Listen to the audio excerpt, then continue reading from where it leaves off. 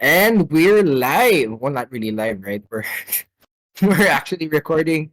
So, hello. This is kind of awkward now that I'm hosting and it's not Lance for once. So, I'm Nico, and here with me, who I can't see apparently, is Lance, and we also have JP. What's up, guys? Hello, guys. What's up? What's up? Hello. Yeah, so we're here to have a Wartilyo year-end review. So this is a little thing that we kind of just wanted to, do a quick video. And, we just wanted to talk about what happened this whole year, maybe even a little bit before, and all the shit that we encountered. Sorry, not the curse. But all the stuff we encountered throughout the years, all the good, all the bad. And yeah, why not look back, right, guys? Like, what are you guys grateful for? Aside from Wartilyo stuff, how was your New Year's? Go ahead, Lance. Yeah. New Year's is pretty solid. Went to Cebu, ate a lot of food, and then had like 3 consecutive family dinners after. And yeah, I gained a lot of mass. It was pretty good though. How about you, JP and Nico? For me, New Year's and Christmas at the new place, it's kind of insane. Actually finished moving. Welcome to my new room, guys. It's kind of nuts. So yeah, Your setup lots looks to way be better grateful now, over. actually. Thank you. I worked Yeah. hard on this fucking Yeah, setup. dude. How about you, Yeah, Nico? nothing much from nothing much from my end. We actually just stayed home, nothing much going on. The older you get, the more dead you feel inside. So the New Year's just Very true. that's actually, but yeah, so this is actually going to be a very chill stream. Nothing, there's no format, just have fun, guys. I prepared, 2 topics for all of us for this video. And it's what we loved about last year, Age of Sigmar last year, and what we hated about Age of Sigmar last year. And like I said, this could stretch even a little bit past the year. I'm not too sure. I'm super sleep deprived right now, but yeah. So you guys want to get to it? I'll start off with first. We'll start off with things we actually loved this year. Love setting the tone there. Dead inside, sleep deprived. Let's go.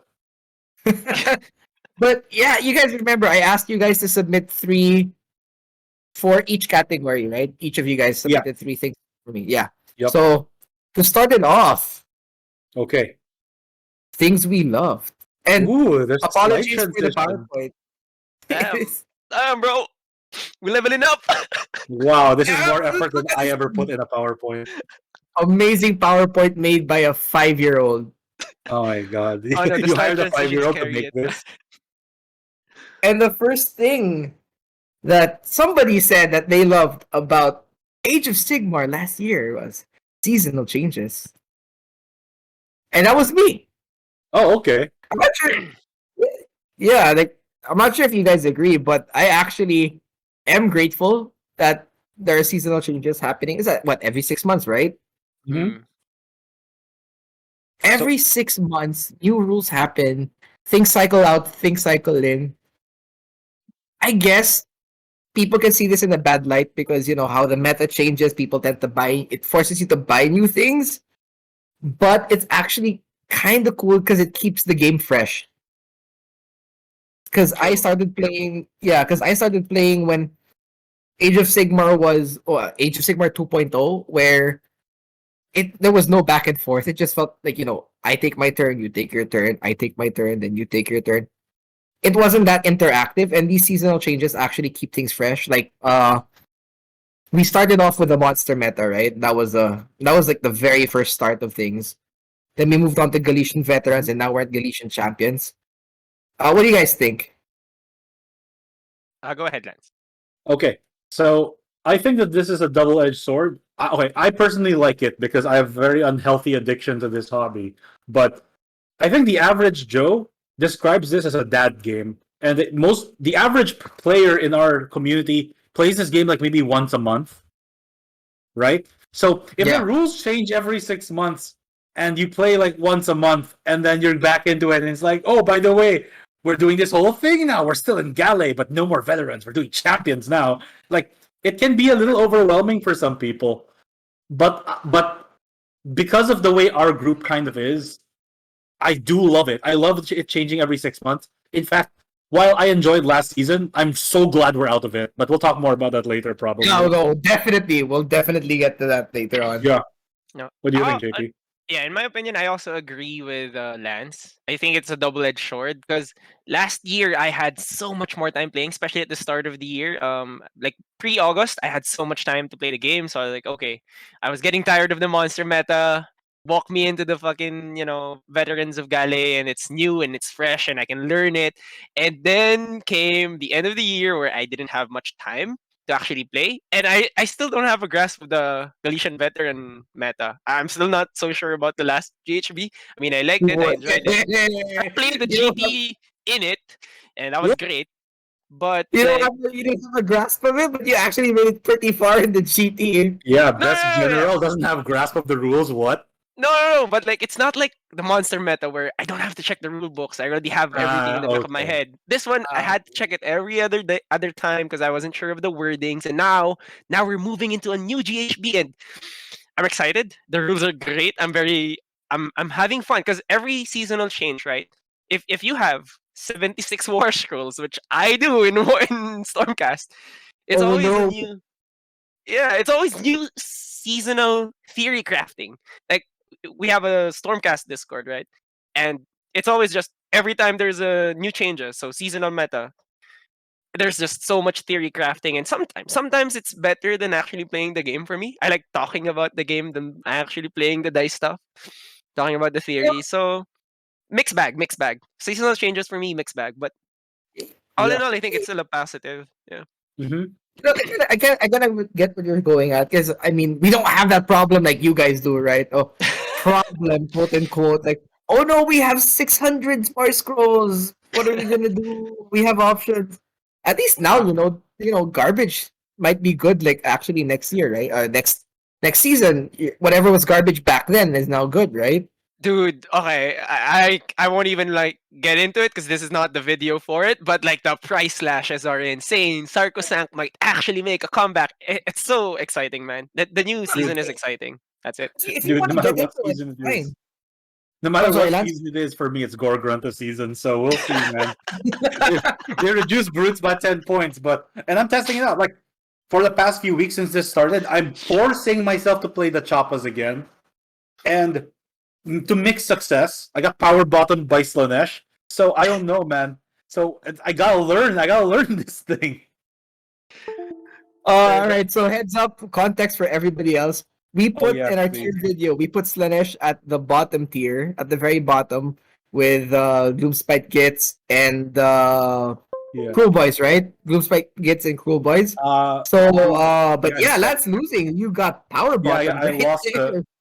When I say I got power bottom by Slanesh, it just means I lost the Hedon Knights in the new book. None of the other like weird implications the internet might think of. So yeah, like it is. Dude, no, this is such a good season. And Jaws of Gale is probably my favorite mission this season so far. So far, I kind of a tangent, but something I noticed with Games Workshop. Every season, they introduce new rules, right? They started off with 3.0 monster mash rules, right? They gave us the Hunters. They gave The us Heartland. hundreds of. Oh my god! Number one abuser right here. I hated that so much. But what I was going on is they introduced monsters. They introduced a bunch of rules, right? We got an extra point every time we killed a monster, right? Which kind of deterred us from taking monsters also.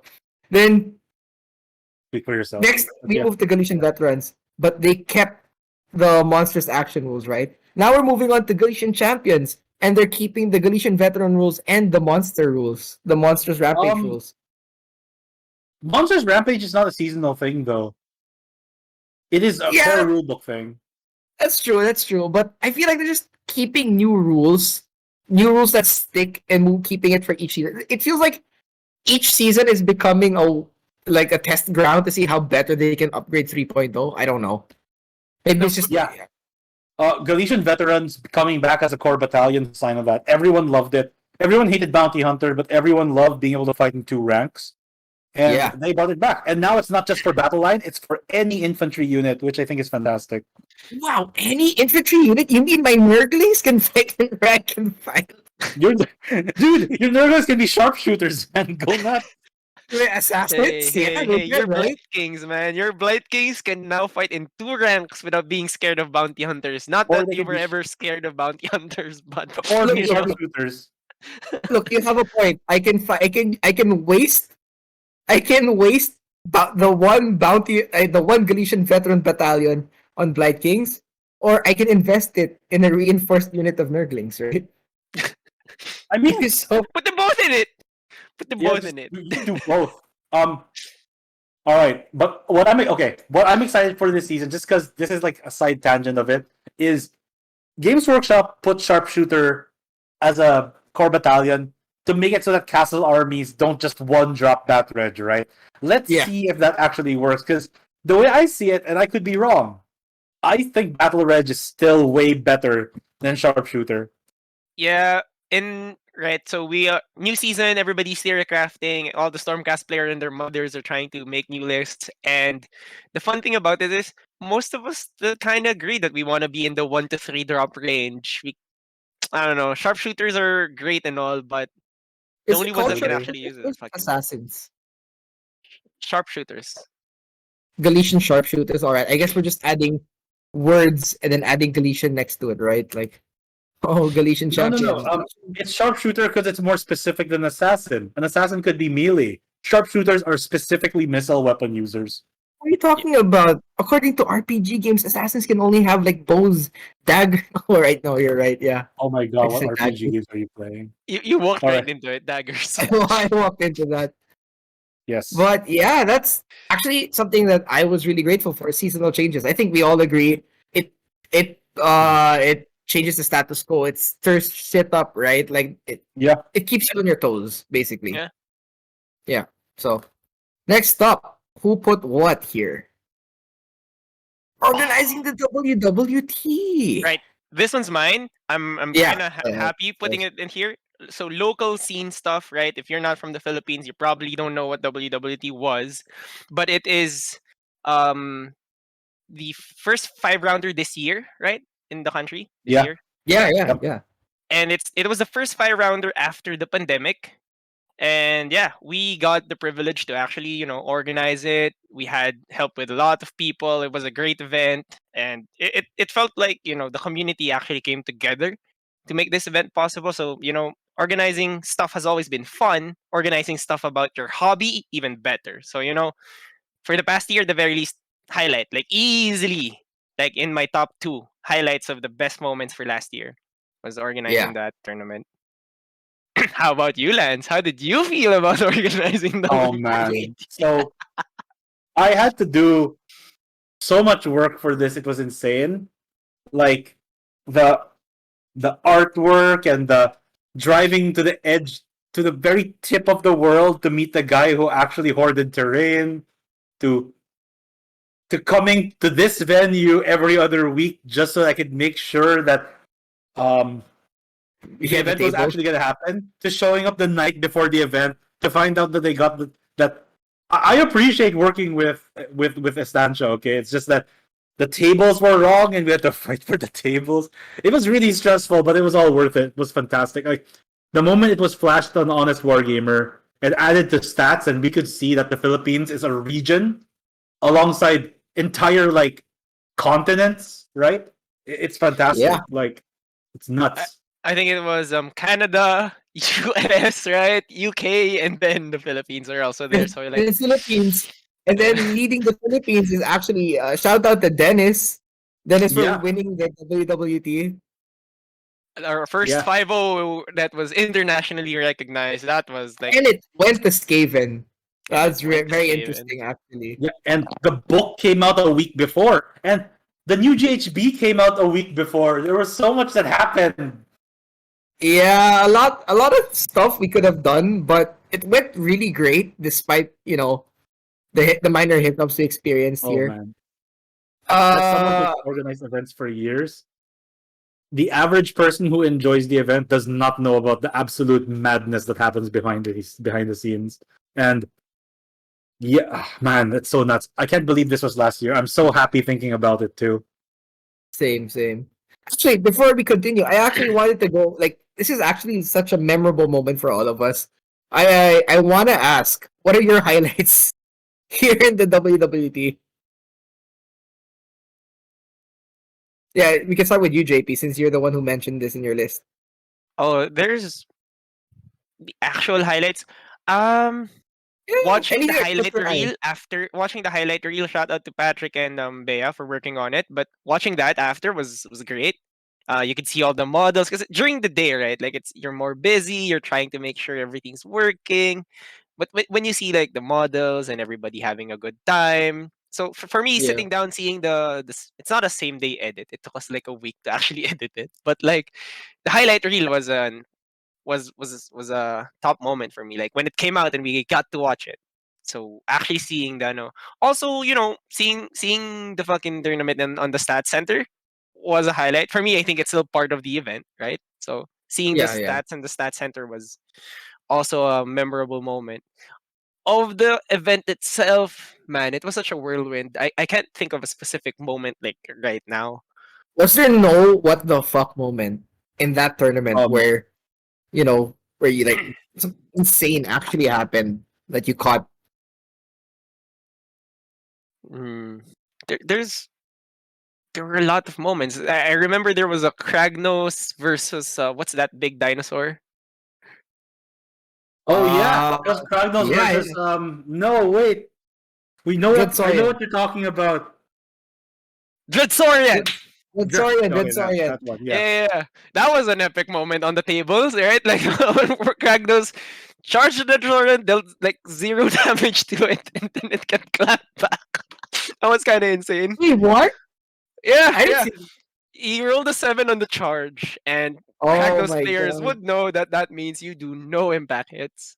So that was a Uh, fun moment. Archeon Kragnos also big. So there were a lot of god duels in the on the there day. was Yeah, a Kragnos. There was a Kragnos versus Kragnos also. that was round one. That was That Vincent was around versus fun Migs. Which Kragnos won? Migs. because he was the All one right. charging. Because he was the Yeah. charging Kragnos. So No, it's because Vince used Kragnos as a screen, and that's why he died. I remember specifically watching that fight. I saw him pick up my Kragnos. And by the way, my Kragnos shield is still upside down. So I definitely remember that. So for context, Vincent borrowed my Kragnos, and the shield broke off, and he glued it on backwards, and he glued it so well that to this day, my boy has his shield on backwards. the I'm not drag bits upset. are. It's just funny. For some reason, all the tassels in the cloth, they're all like gravity seems to be going upwards, right? Yeah, no, Yeah. no. Gravity hasn't been discovered yet. So, Oh, it doesn't no. apply. Oh, Oh what my else? god. There My was like a huge rally moment for the Skaven. I remember the Storm Fiends were down to like one Storm Fiend with like 2 wounds, I remember and it this. Yeah, rallied yeah. back. Like Yeah, yeah. how three many back. rally backs in one roll? I don't know, 3-2, something like that. It was major enough that it turned the game. It was against Iron But Jaws. that's still pretty insane, yeah. No, those things are gonna shred you apart. A couple of shots from that. Yeah, it was so close I to dying, and he just rallied it back. I actually have a really good moment also in this tournament because I participated in this tournament and I lost all my fucking games. I lost all my So, games in this, all 5 rounds. for context, Nico was the bye player, and that's why he lost all his games. But he Yeah. absolutely destroyed every tiebreaker every person he had to fight had. Oh my god. I enjoyed this tournament so much because I was able to summon a great unclean one in one of my matches, and that just felt so good. Just- That You could you guys speak for have no yourself. idea. Yeah, yeah, we have an idea. We don't want it. You could So speak for yeah. yourself. So was that the first time you ever accomplished that obscure battle tactic? Yeah, one battle tactic at the very end, like, oh, summon a ghoul on an objective that you don't control. Alright, here you go. And that denied that person from scoring his next battle tactic, and that just like added insult to injury, I guess. I don't know. That was really fun. Yeah. So I don't know. I remember my biggest oh shit moment in that tournament. There were a lot, from Jan Michael winning Best Painted, which was awesome, to announcing the winners, my biggest oh shit moment was 2 minutes remaining in round 5 for championship table between Dennis and Ollie. Yes. Ollie had one priority. Dennis needed to win this game. If Dennis did not win this game, then Migs, who was a superior 4-1 in score, would take the trophy instead of him. So Dennis, because he was playing Sons of Behemoth and he's a good player, so Dennis had to go 5-0 to win. 2 minutes left. Ollie finishes his turn. Dennis is down by 6 points. So he needs to get hold 1, hold 2, hold more, and a grand strat in order to win. Okay? One Storm Vermin survives down to 1 wound left, and because of it, he's able to retreat, take an objective. If that thing died, because Ollie rolls like higher on damage by even 1 point, Dennis would have lost. Not just that, but he needed to make a 5-inch charge in order to get to the enemy's side in order to do Savage Spearhead. All right. And he failed that first time, right? And he had to re-roll that. Yeah. So So with the reroll, he gets in and he's able to kill the enemy, take the objective for himself, and score exactly enough points to succeed and like win the game, win the tournament at 2 minutes. When I was counting down 10-0, and at exactly 0, his turn ended and he won. It's actually it was mind blowing that a turn-based tabletop game could have such an intense at the buzzer moment. Okay, that one Storm Vermin surviving was important because at that time his grand strategy was hold the line. So he needed one model to survive. And because it did, that one model and the Vermin Lord were able to carry that game for him. Because Ollie was tearing his army to shreds. I feel like if time hadn't been called and they had one more turn, I think Ollie would have won. Yeah. But such is the game. Wise. Yeah. And Ollie's tiebreakers were garbage because of someone here. So, like, yeah, guilty man laughs. Yeah, so it would have made my job of doing tiebreakers so difficult, but I felt it was so amazing because for that one moment, that one game was the last game. Everyone stopped to watch it, and I was telling Nico, I was freaking out. I'm like, dude, if that Storm Vermin survives, if his Vermin Lord is able to clear this and kill that, I don't know, all the freaking like Tide casters or whatever, all their casters look the same. If he kills this thing, he just wins the whole tournament. And he does, and it's so insane. Like he jumped up when he found when he scored it. If all the stars just aligned, right? That was just the perfect moment. No, yeah, but every moment before, he had to go through some really tough matchups, man. Like Dennis had to beat Archaon, he had to beat Kragnos, he had to beat Iron Jaws, which is an absolute garbage matchup for Skaven. He had to beat Seraphon. I thought he had to beat Croak, and then Iron Jaws, and then he had to beat I don't have Deepkin. Like, I think Seraphon matchup is okay, and sort of same with Slaves, but the other 3 matchups for him were abysmally hard. Yeah, no doubt. So that was for me, pretty insane, actually. That's what takes the cake for me. Like watching matches like that, matches between good players like that, and watching people push themselves to express the art of wargaming and elevate the art of wargaming to a higher level. That's why I love doing these events. Same. Absolutely, and that's it. And so I'm thankful for organizing the WWT. Good choice, JP.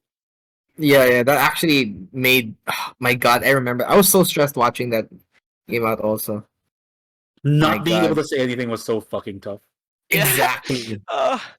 Not I remember we were having like random conversations, like hush in the back. We had to let's talk and take it aside because we don't want to influence the game. It was dude. Exactly. I remember that. Oh man, it's so hard. That's something I have to learn as a TO. Just because I'm very expressive, so I need to like. You have to hold my breath, man. I can't. Yeah, I get excited about these games. Also, yeah. In fact, if you look closely, I'm about to throw Julie out down. Oh yeah, yeah. I can see it. Try to throw Julie down the mall. Yeah, he's gonna throw one of our sponsors down to the mall. Just for your... Oh, I don't want to say anything about her dice. All right, so let's move on to the next thing that we loved about last year. Sure. Nighthaunt and Sylvaneth Battle Tomes, and I just realized that this Sylvaneth Battle Tomes Japanese for some reason. Japanese. Yeah. Congratulations. So, all right. So this is mine. I think that last year was a renaissance for a lot of armies because we played toward the end of 2021, and Yeah. that's when only Ironjaws, Nurgle, and Stormcast Eternals had battle tomes. A lot of armies were garbage, okay? Yeah. Or they were, or at least they were very hard to pull off. Like Nighthawk and Sylvaneth were at the bottom of the barrel. Getting Sylvaneth to work was almost impossible. So I said that two of the things I liked, this is technically, sorry, one of the things I liked was the new kind of design philosophy Games Workshop had for the Nighthawk Battle Tome, and specifically the Japanese Sylvaneth Battle Tome. So I really love the way they integrated the mechanics and the playstyle and personality of the army in both of these, because one of the both of these armies are charge armies, right? So Nighthawk is able to charge and inflict something on an opponent, and the more you charge at an opponent with multiple units, the more they get attacked. Sorry, the more debuffs they get. So it expresses that thematics being swarmed, the mechanic, while Sylvaneth is guerrilla tactic fighter. So it's all about teleporting, charging, and then striking and fading. And I think that what they did with these two armies is absolutely fantastic. They made Sylvaneth hit and run without compromising the defensive nature of the army, and they made Nighthawk into a much more exciting, elusive army by letting them retreat and charge. So I can say that these two armies are two of the most improved armies in 2022. Yeah. Nurgle came out late 2021, so yeah, doesn't count. Yeah, what do you guys think, though? Yeah, no, Nighthawk was the biggest glow up for me. Sylvaneth, I was on the fence about it, and then, I had to see it for myself first. It was more technical. It was more like, I don't know. Sylvaneth just felt very precise, and I had to see it played before I can actually make any judgments about it. Nighthawk straight up when I read the rules, like, oh, this is really cool. Sylvaneth took a while for me to absorb a bit. But I get you. I got a taste of my own medicine playing against Sylvaneth during the latest RT with against Ollie, and really really strong. They preventing pylons, doing so much damage. Like the Tree Lords are insane. Spirit of Durthu is insane. Everything's insane now, actually. So, but Ollie's in like a lot of her stories. Oh yeah. Ollie, you're a cool guy. Ollie, you're a cool guy. But I bet you're lying to me about a lot of the rules because the book's in Japanese. The book's in Japanese. How do I know if they actually do that? Yeah, dude. No, it was insane. I got to fight Sylvaneth first round in our second GT this year. In the GT this year. Right? Neutral Grounds GT. Yeah, the Neutral Grounds GT. Yeah. The book is insane. Like, normally when you play Stormcast, you look at one thing, you keep hitting it until it dies, you move on to the next thing. And with this book, it's kind of impossible. That you kind of had to spread yourself thin, because this man would just hide behind his trees where you can't see past it, can't shoot through it. He would he would teleport to the other side. He has a +3 to charge because of his endless spell. He charges you. He decimates that area and leaves it alone. Hides in his hidey hole. You can't shoot him on your turn, and then he does it again. It's just, I love playing around it because you really have to be mindful of spacing. You have to make sure that, okay, there's a tree here. I need to be this distance from the tree so he can't use it as a teleport. Like that book, it just makes you more mindful of the map when you're playing. You actually have to take care of the space. So I love it, man. And then Night Hunt is just a different problem altogether. Like I used to love having just elites, and my elites had like limited attacks with the Rend 2, so the damage would go in. Oh, look, an entire book that says no to your Rend 2. Oh, you save on 2s? Let me just make you save on 5 ups with my like 5 charges. These 2 books were great. I love them. They made they shook the meta for me when they came out. Like I had to adapt my list building when they came out. It was great. If you don't actually see Night Hunt in the topping the tournament lists in the meta right now, but it still does a respectable amount of, it still has a respectable amount of wins, right? I'm not sure. I'm not updated with the meta right now. The problem with Night Hunt was Bounty Hunter, so we're gonna see what happens in a month or two. That's true. You know what? That's true. They got they got hit the hardest, actually. Not gonna lie. Yeah, because every time they fail a 50% save roll, they swing to take 1 million damage from Bounty Hunters. They lose double the units. Yeah, but the thing Dude, is, their yeah. existence in the meta were still a deterrent for some lists. Eh. For example, SCE could have like a really nice Rend 2 list, but normally we would take something like Vanquishers or Judicators just so we could, tip the matchup in our favor if we see it.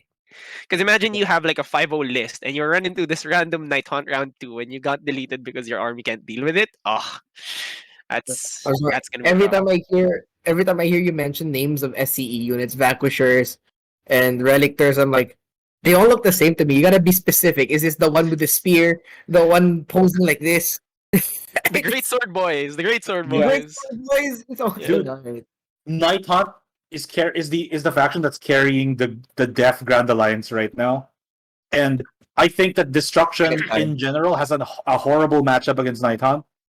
I mean, it's sort of 50-50 in a way because Destruction has swingy damage and Night Hunt takes swingy damage poorly, but Night Hunt doesn't take the rend, so I don't know. And also, So exciting. Of the Death And also, armies, it's the only Death army that has a new tome, right? Yes. yeah. And I'd like to think against Destruction, it's not a total loss for Destruction just because, yeah, you guys have shit bravery, but you guys also have low unit counts. Like if this goes against Sons of Behemoth, it's not gonna do much to them because Sons they're gonna battle shock, right? Your No. Garganters are barely gonna battle shock also. Suns has I don't an see abysmal Ogres- matchup to Night Hunt. No, yeah, Sorry? because they can make the Giants have no save. Also, the Giants have limited attacks, which you have a No 50-50% chance to fucking save on. Yeah. Okay. Back in the day, I think they stood a better chances because they had better volume of attacks, right? Back in the day, like what, like 10 attacks, 3 damage each, but now it's like 4 attacks only. So yeah. Oh yeah. Suns Yeah. is at in worldwide stats. Suns is at a 40% win, 42% win rate right now. And as it should be. And we'll get more into Whoa.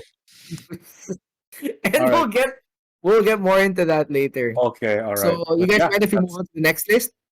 Sure. Yeah. Next up, Galician veterans. And was I the one who put this? Or yeah, I think I was the one that put this.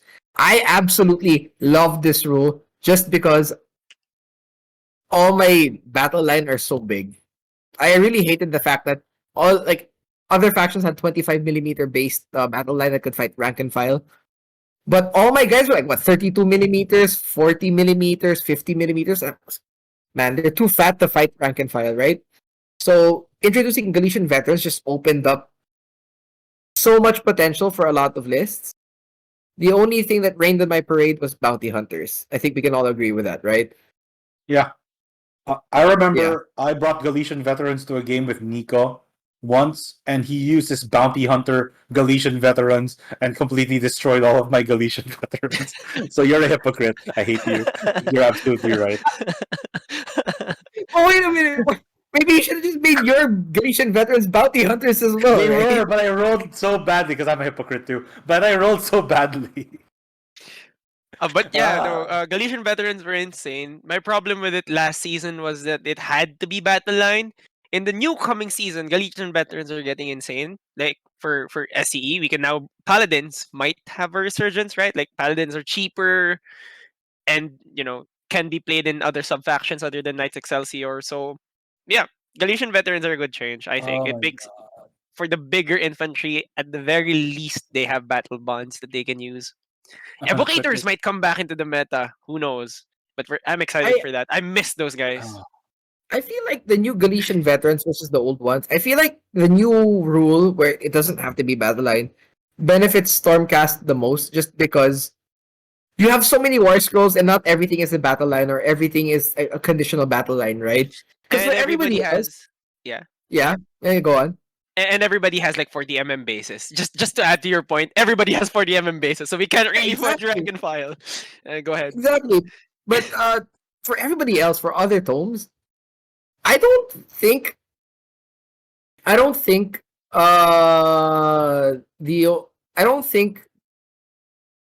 the other Galician veterans in other battle tomes. I think almost everything's battle line right now. Even from the old rules, they were all battle line, and even with the new rules, they're still battle line until now. It's very, very rare you'd find a troop that qualifies for Galician veterans that isn't battle line, right? Okay, so for this one, I think Gloomspike gets more flexibility because sometimes you don't want to have a Troggoth general. So now you can have Yeah. a Troggoth that's so you can have Troggoths that aren't sorry, you can have a Gloomspike gets army with Troggoths that aren't battle lined and now they're Galician vets. That's kind of good. Wait, drugs are That's true. 4 wounds only? Yes, trolls Oh, are only Yeah, they're trolls 4 are wounds 4 only. and they deal 3 Um damage each, -2 rend. Just say, I'm trying to think damn. of you know what was really good with Galician veterans? Night Hunt was insane with Galician veterans. yes. Wait, couldn't they fight I 2 ranks because of 25 mm? no, No, they're 30. They're 32 they're 32. millimeters. Ah, okay. That makes sense now. Everything in Night Hunt was actually 32 millimeters. And this is what made Galician veterans really good for the Blade Ghasts, right? Because Blade Ghasts, you wanted to take big blocks of those. You take Scarlet Yeah. Doom, you charge into something, mortal wounds, and then you murder them, right? Yeah. Or Yeah. Harridans, right? Harridans can fight rank and file. This is Um, what made Grim Ghasts kind of obsolete back in the day. yeah. The Grim Ghasts were the only ones with the 2-inch reach back then.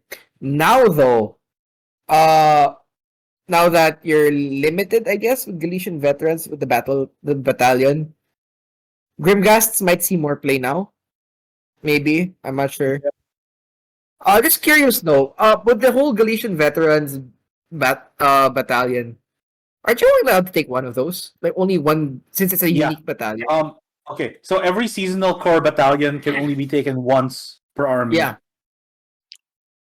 But then again, it's up to 3 units, right? So I can't No. really imagine. Galician veterans is minimum 2, maximum 4. Yeah, so yeah, okay, I kind of see why. Yeah, everyone can be a Galician veteran now at this point, right? Everyone you But want I to think be. that Battle Regiment is still the core battalion to beat. Well, I mean, we can always test it out, right? I can always go battle regiment 8 flies again, but the Yeah. the new battle plans might actually change, how we see battle reg, maybe. We never know. Yeah. Okay, so the way the new battle plans work that's interesting is that the objectives are actually more spread apart. Or a lot of the missions I played really punishes you for condensing your strength on one point. So Galician veterans are interesting in that they're usually slower than your average unit. They're slower than cavalry, but at the same time, you have these missions that punish you for condensing your strength. So I'm really curious to see how this season will go. I think we'll see some diversity. Yeah, it looks like the game's moving. The game's gonna move a little bit slower, right? We don't know yet Slower. because Yeah. I can see mounted units still being really good because of how the missions are. Yeah, it's true. Anyways, let's move on to the next one. This slide. Hells yeah. You had so much fun making this slide. This is mine. Yeah. This is If mine. you notice, Wow. if you notice more than one one picture in the slide, I put a little bit extra effort into this.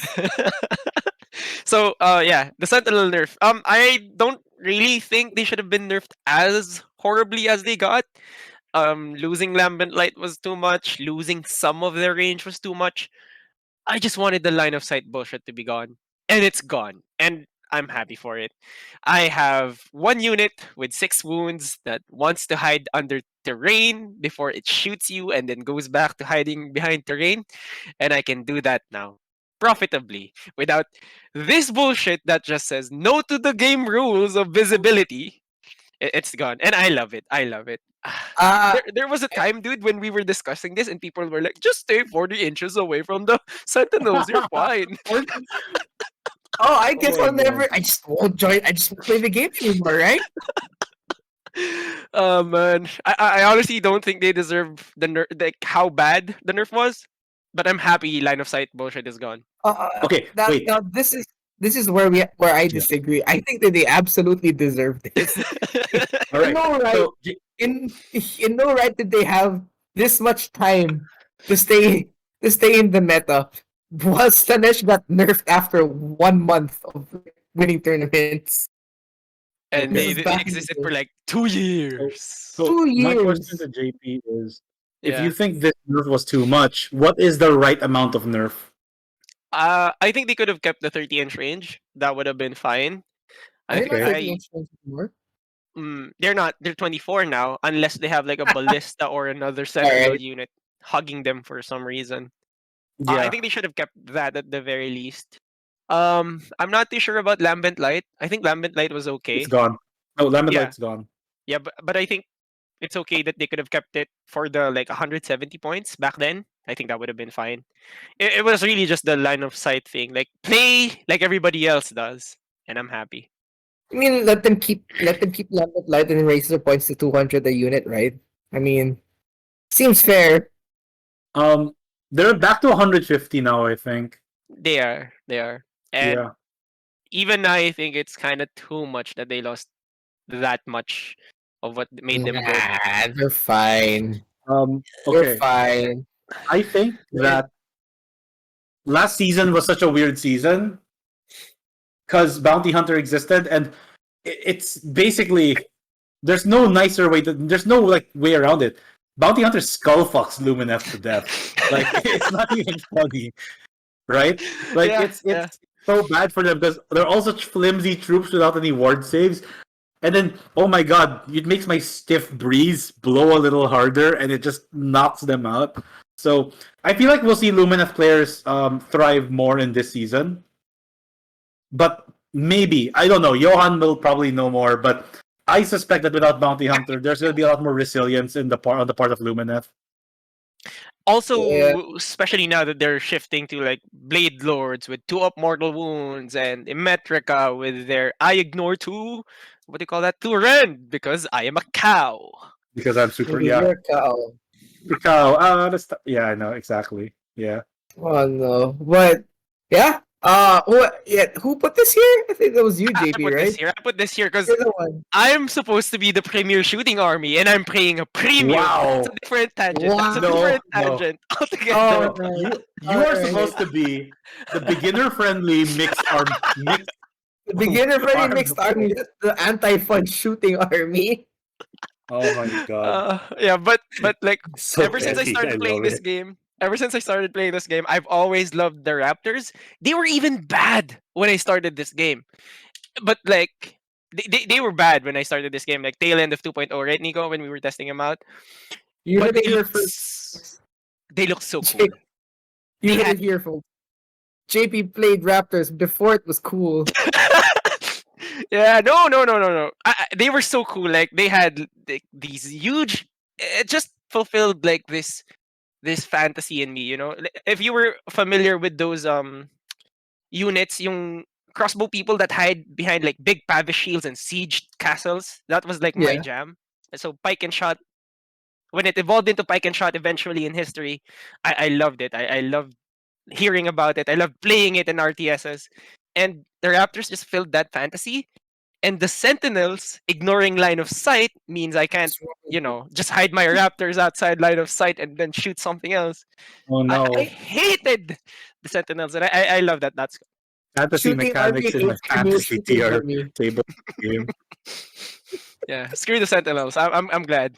It was great playing against them with bounty hunters. I just oh look my chariot. I just yeet my 1 damage chariot. Now that deals 2. Oh, your entire 30 block is gone. Great. Congrats. I always had fun fighting these sentinels even before the bounty hunter method. It's so fun watching them try to shoot something with a 5-up ward save because it just felt like wow, Well, you had You're the not- luxury of having a 5 up ward save on everything. I know. God damn it, they gave it to everybody else now. I'm the premier 5-up save army. You two have issues being like you guys both want to have the main character syndrome for your categories. For sure, man. Main Protagonism, blue lock. Let's go. Oh my god. Okay, next. All right, let's Oh. move on to the next. What's the next This? thing? Oh yeah, here we go. Oh, dude. Okay, so Kragnos, when he first came out, had one of the biggest disconnects from his lore to how he's supposed to be played. The only person who matches him in this regard is Korgus Kull. No. Where it's I like- thought you were gonna say Industra. Oh yeah, well, no. Industria is like C tier, maybe, or D tier. These guys were F. Like Okay. Kragnos was literally unplayable. He was 700 points of unplayable plastic. Okay, This sounds familiar. 700 points of unplayable plastic. You mean Glotkin? no, Glotkin is usable. In fact, they lowered his points to 650, right? So Yo, Glotkin's so strong. he's But not yeah. unplayable. Glotkin is good, but Kragnos is good now. But when Kragnos first came out, the lore was like, "Wow, Kragnos is so good because everyone, the entire orc race followed him. Even Gordrak, the greatest orc ever, like was like, you know what? I don't like him, but he's my boss now too." And like, what did he do? He's a god of earthquake that lives at the core of the earth that was summoned up by that was awakened by the Cruelboys, and he killed literally every single dragon, and that's why that race became almost extinct. And then you find and he had this stupid rule that that lets him like reroll hits of one against dragons or something, and then the dragons just immediately destroy him because he has no ward save. No, Kragnos was absolute dog. He was garbage. I don't even have a copy of his old rules anymore at this point. I don't want to see that anymore. He didn't do anything. He had a Back 2 in up the save, day, fine. But he had mortal. Like, Sentinels would just shoot him and he would die. back in the day, didn't he have a rule specifically that only worked on dragons? Yes, Yeah. it specifically only worked on Draconids. Is that what they call them? Draconids. Yeah, Yeah, Draconids. yeah. It specifically worked on Draconids. And I'm like, wow, that's absolute fantastic and relevant 1% of the time. The funny part was when that rule came out, Draconids weren't even a thing yet. Yeah, No, they were. They weren't. Kragnos it was was in just the about to be a thing. yeah. Kragnos came out first, What? and then Draconids came out like 6 months Oh, later. after getting nerfed like 3 times before release. Right. Yeah. Right. Draconids So, weren't even a thing yet.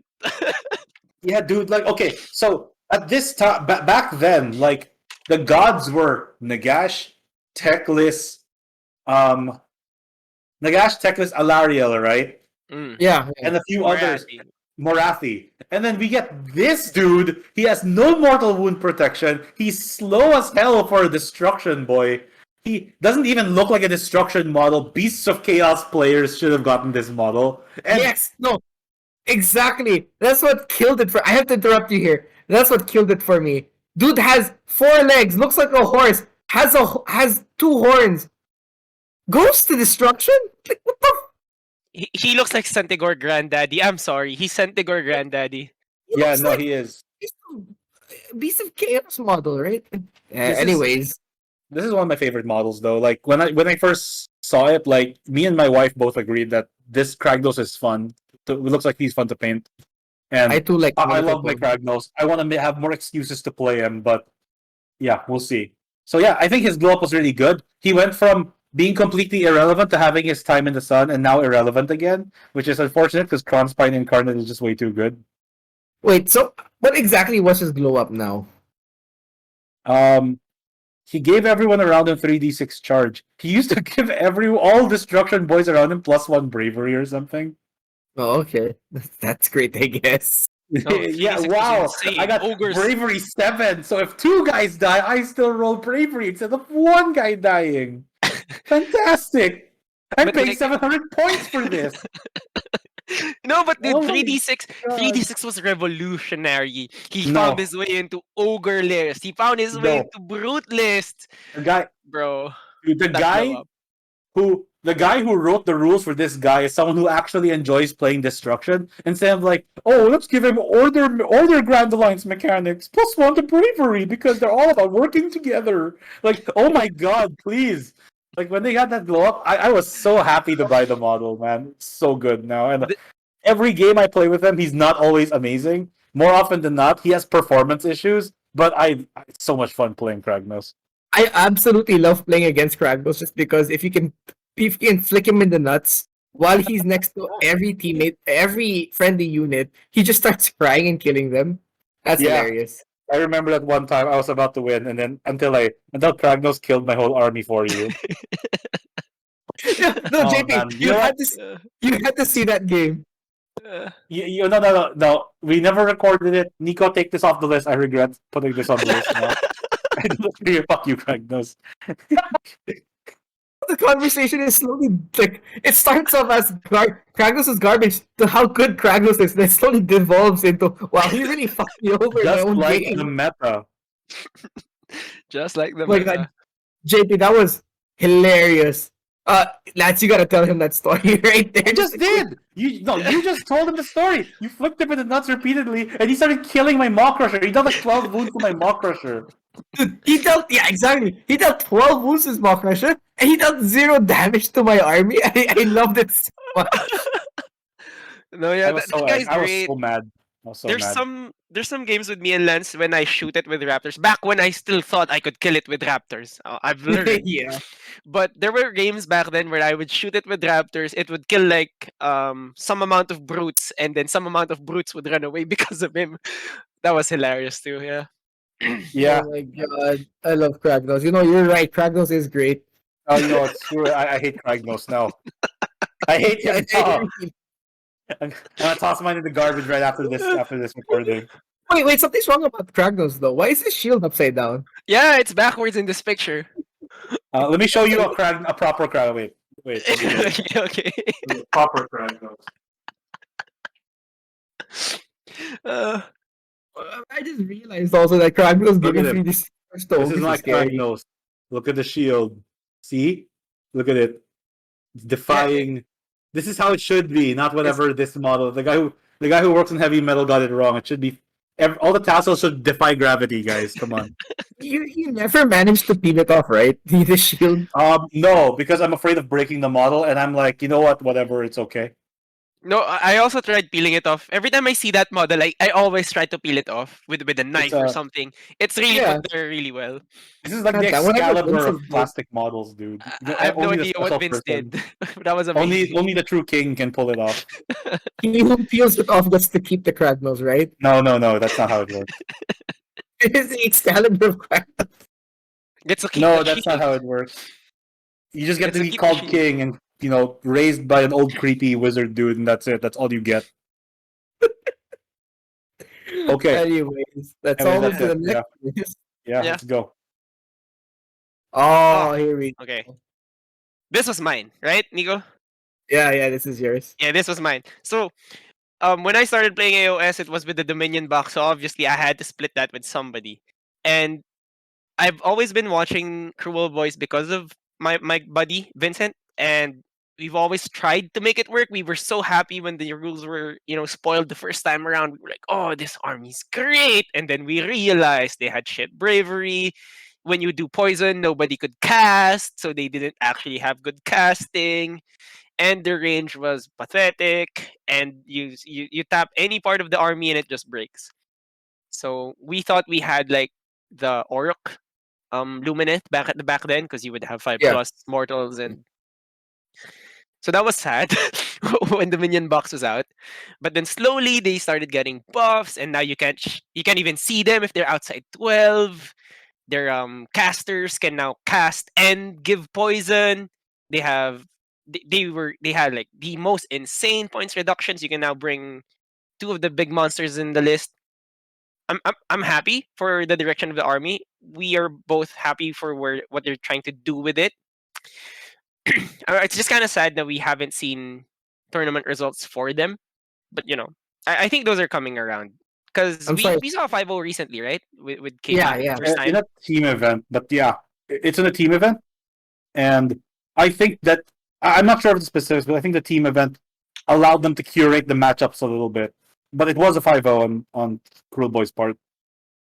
You know Yeah, what? so hopefully they start performing more, but slowly the army's starting to look like what we imagined it back when we first read about the lore. So It's kind of Yeah. sad. They were supposed to be like the new like army introducing 3.0 rules, right? But they're the ones that actually got left behind. yeah, they were supposed to be the big baddies for the season, because they were the ones pushing Kragnos around. They were the ones trying to, terraform Gur into swamps. It was supposed to be kind of their season lore wise. Meta wise, they weren't there for most of the year. So I'm sorry. yeah. This artwork's kind of bugging me a bit because if you notice how tiny the leg is. Look how hold it like this. I'm just realizing this now. It's really bugging me right now. So, Oh no. my contribution to the Anyways, conversation is that when I first saw Cruelboys, I was so scared that I thought, "Oh no, Games Workshop is turning my big beefy boys into these. Look at these little J.R. Tolkien wuss boy ripoffs." And I'm just happy they kept the old orc models, and these are just the weird cousins. Secondly, I think that Cruel Boy buffs are good, but the fundamental problem with Cruel Boys was really their battle line. Gut Rippers were way too expensive. Their casters couldn't multitask, and like Cruel Boys are actually much better in Big Wa. The best Big Wa armies have Cruel Boys as their generals and their shooting units, and then you get Iron Jaws as your screens and your battle line, and it's a solid army. yeah, you're right. So imagine in those big war armies, those caster boys can now cast and give Yep. poison to those big Yep. to the shooting armies. That's huge. Yeah. Absolutely. So they got some love at the end of the year. Will it be enough? We will find out in the new season because there's not much of the old season left to see stats for them. They're currently at 41% last meta watch and last. Was that meta watch or TSN percentages that came out? Oh, recently? higher than No, Sons no. of Behemoth, so that's really good. Yeah, but they're still, in the bottom pile, and I'd like to see them come up in stats. So I'm happy to get some We'll see. buffs. I love that they got some buffs because it hurt to see my bro with this army because we both want this to work. I want this to work. They're the cunning orcs. I wanted the smarter orcs to work for once. I feel like we haven't seen the last of Cruelboy updates yet. I feel like we're gonna see more models come in. Hopefully, when the Cities of Sigmar book drops, the Dawnbringer Crusade, I kind of hope they also drop some more Cruelboy models because it just makes sense, right? They're the bane of civilization's existence, right? In Gur, yeah. In Gur, yeah, they're the squatters of Gur, I guess. Or I mean, I guess Cities of Sigmar are the squatters right now, and they're like the natural inhabitants of it, right? Kind of like that. They were there first, for sure. They were there first, yeah. Oh, I don't want to go into this. You probably don't want to. Yeah. Probably don't want to. Yeah, but yeah. Yeah. I guess we can move on to the next topic. I think we're gonna move on to the oh, okay, yeah. Oh God, why did I use this picture? Yeah, we look weird here. Look at that huge gut right there. This is the last round. Lance, you put this right. No, this was the first. No, my concussors are dead. Yeah, this is somewhere in Did the I back. put this one? I'm trying to remember what I put already. Who put this one? That wasn't me. I think it could have been me actually, but wait, let me just double check, just in case. I did put this one. So Yeah. okay. So I really enjoyed the Munchkin tournament, not because of like the complexity of play, but because it was the first time like we ever really went to a tournament as a team. It's fun to win individual games, but when you join a tournament and then you get to talk about what happened after the tournament, about the wins and losses, the wins against other people and the losses to Nico, which will become a trend over the course of that year. Like it was really fun, and I think what capped this all off was we pooled the store credit money that we got and we bought Christoph a birthday present. I really felt like when that happened, that was like, this is why we formed the team. All the stars aligned because I remember there came a point during my game with JP here in the final round. We all looked at each other because there was a weird scenario that if somebody won and then somebody lost in the other game, in the other table, then somebody else would win the prize. I needed to lose to Ian. JP needed to win against Nico. Okay, if JP had won, then regardless of whether then Nico would get second place, JP would get first. But yeah, if Nico won and Ian Valencia won, then Ian would get second and Nico would get first. So I needed to win that other game. But the thing is, the only reason my tiebreakers even came close was because Vince and Ian basically fought each other in the mud in round 2, where they both scored not so many points. They had so much fun. They had so too much That was fun. That might have been the best game of Age of Sigmar ever. It was watching that one bolt boy go against the dragon and survive.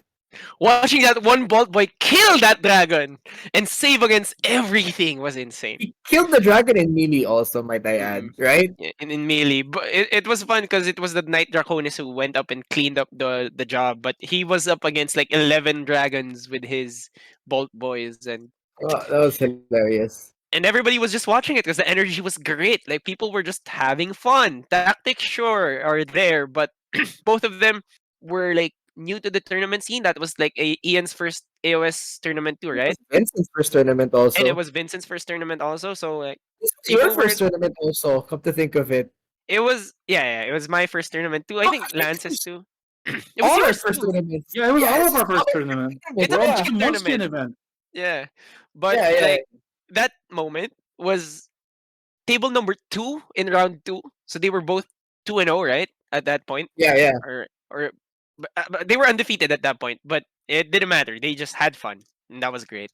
That's why we show up at the stores every other weekend to have that much fun. I wish I could Yeah. have that much fun. This is the start of me always facing you and Lance in a fucking tournament. It's always you Yeah. guys. Now, man, Yeah. this picture is the start of all my X and ones. Like this entire year, I went to events and I always ended up with X and ones. I think I went to 4 events this year, and 3 of those events, the ones were because of you. So thank you, Nico. Oh, hey, yeah. I guess because we all do so well, we end up fighting each other later on. Yeah. Oh my Nico god. handled me X ones all year. Every tournament I mean, except the Munchkin tournament, JP always like cucks me for like a higher standing. Like there's this one time he beat me in an RTT, and at one time where he outscores me in the GT in AGT, and then this is the only tournament where he placed better than me at some point, and then I was able to overtake him. So like yeah, it's always JP is like my rival in a sense in like 2022. Oh, Yeah. that's amazing because Nico's afraid of you because sometimes you spike your damage and actually just go through his 5-ups. Dude, That's Yeah. you don't have to worry. It only happens in TTS when no one's watching, as opposed to tournaments or when we record it on the internet. that My is my fair. dice are shy. That is fair. Oh, You don't have public speaking skills. Like the moment like one other person's like, "Wow, this Iron Jaws player has a chance," and they totally shit the bed all over the place. That's my dynamic. So don't worry, Nico. As long as we're in the public area, you'll beat my ass every single time. But the Magic tournament was fun. It actually got me into the groove. This was March of 2022. Got me Yeah. into the groove of actually wanting to participate in tournaments. I was still on the fence. I didn't know if I wanted to play this hobby competitively at that point. But the energy of people coming to tournaments, and people are competitive, but they're mostly there to just have fun. That was great, actually. I enjoyed this this tournament. this actually woke something up inside me. I have never felt so competitive until I joined the Munchkin tournament. I always hated competition, and apparently now I love it. So it's great. Yeah, Brought out the good. best in us. And this brought out the worst in me, I guess. Nah, dude, you I you don't know. clean sweep the entire year, and it started with this moment. So you know what? Yeah. This woke something up inside me. Good for Yeah, you, but though. I think it's just cool because this is what I think this is what brought the team together, and I think that's important That's Yeah. true. Yeah. more than all of our toxic path to glory campaigns. But yeah, pretty much. We Sorry, but yeah, actually, this is what I appreciated. So next, I guess. yeah, looking. Sorry, before we continue, Oh, looking sorry. back, Yeah. actually, we actually tried to force a little competitiveness into our Path to Glory campaign. We kind of killed Yeah. it. But it was actually great that we managed to find something to channel our competitiveness into, right? The tournament scene. Yeah. No, for sure. Yeah, it's working out. Well, yeah, let's continue. I think this is now moving on to things we absolutely hated. And starting Probably with a me, probably a shorter list, right? probably a longer. Well, I feel like we're gonna have more fun with this one. And I'm gonna start with a little bit something I guess something a little bit more chill compared to what the others are.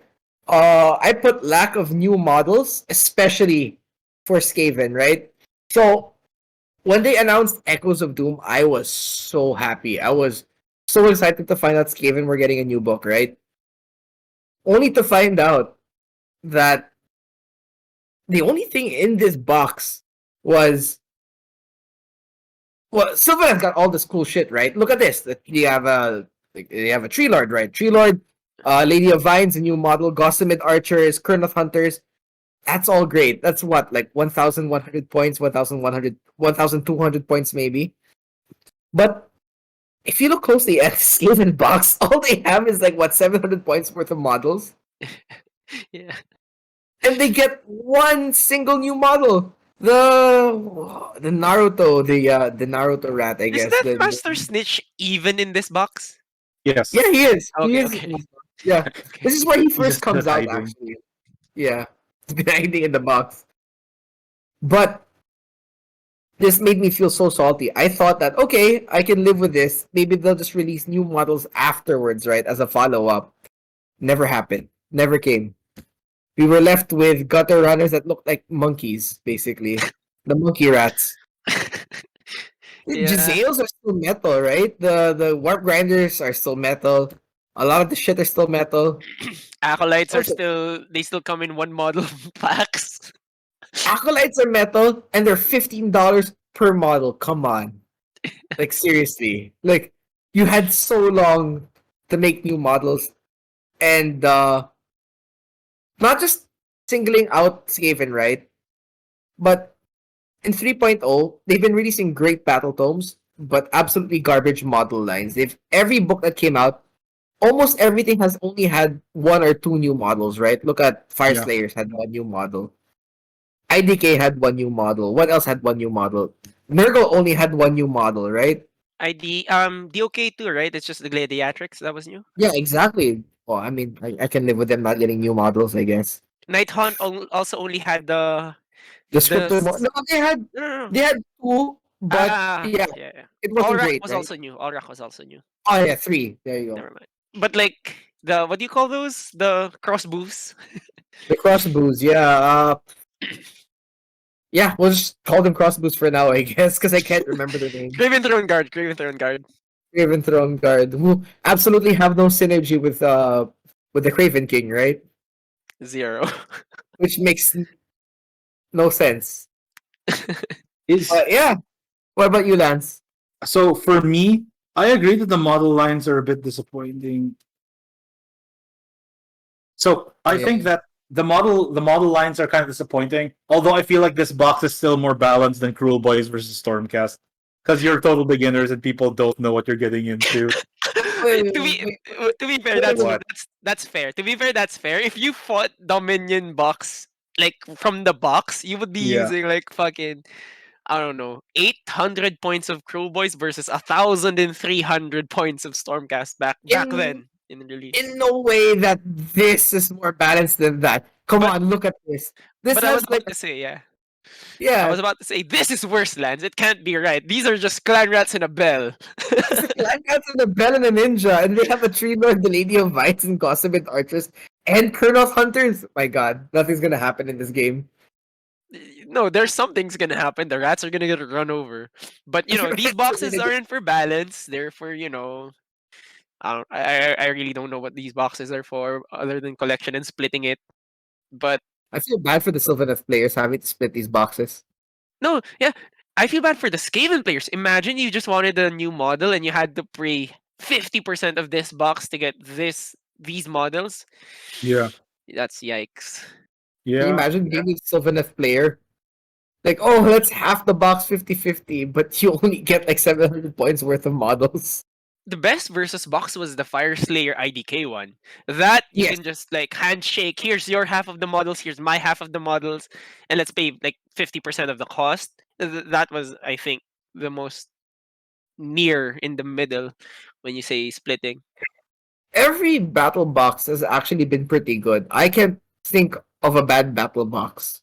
This Except for Um. this one. Okay. Challenge accepted. Now they're all cool. What is bad though? when Oh, one has better value than the other? Question mark. I guess yeah. the only as per your complaints, I think there are only two armies that got like entirely new model lines, and that's Cruel Boys and Slave to Darkness. Like Stormcast. everything else has not. Stormcast? Stormcast. Yeah, Really? we had Thunderstrike Dragon. Warriors. The Thunderstrike line is new. Yeah, I guess that's true. Yeah, you got more Space Marines.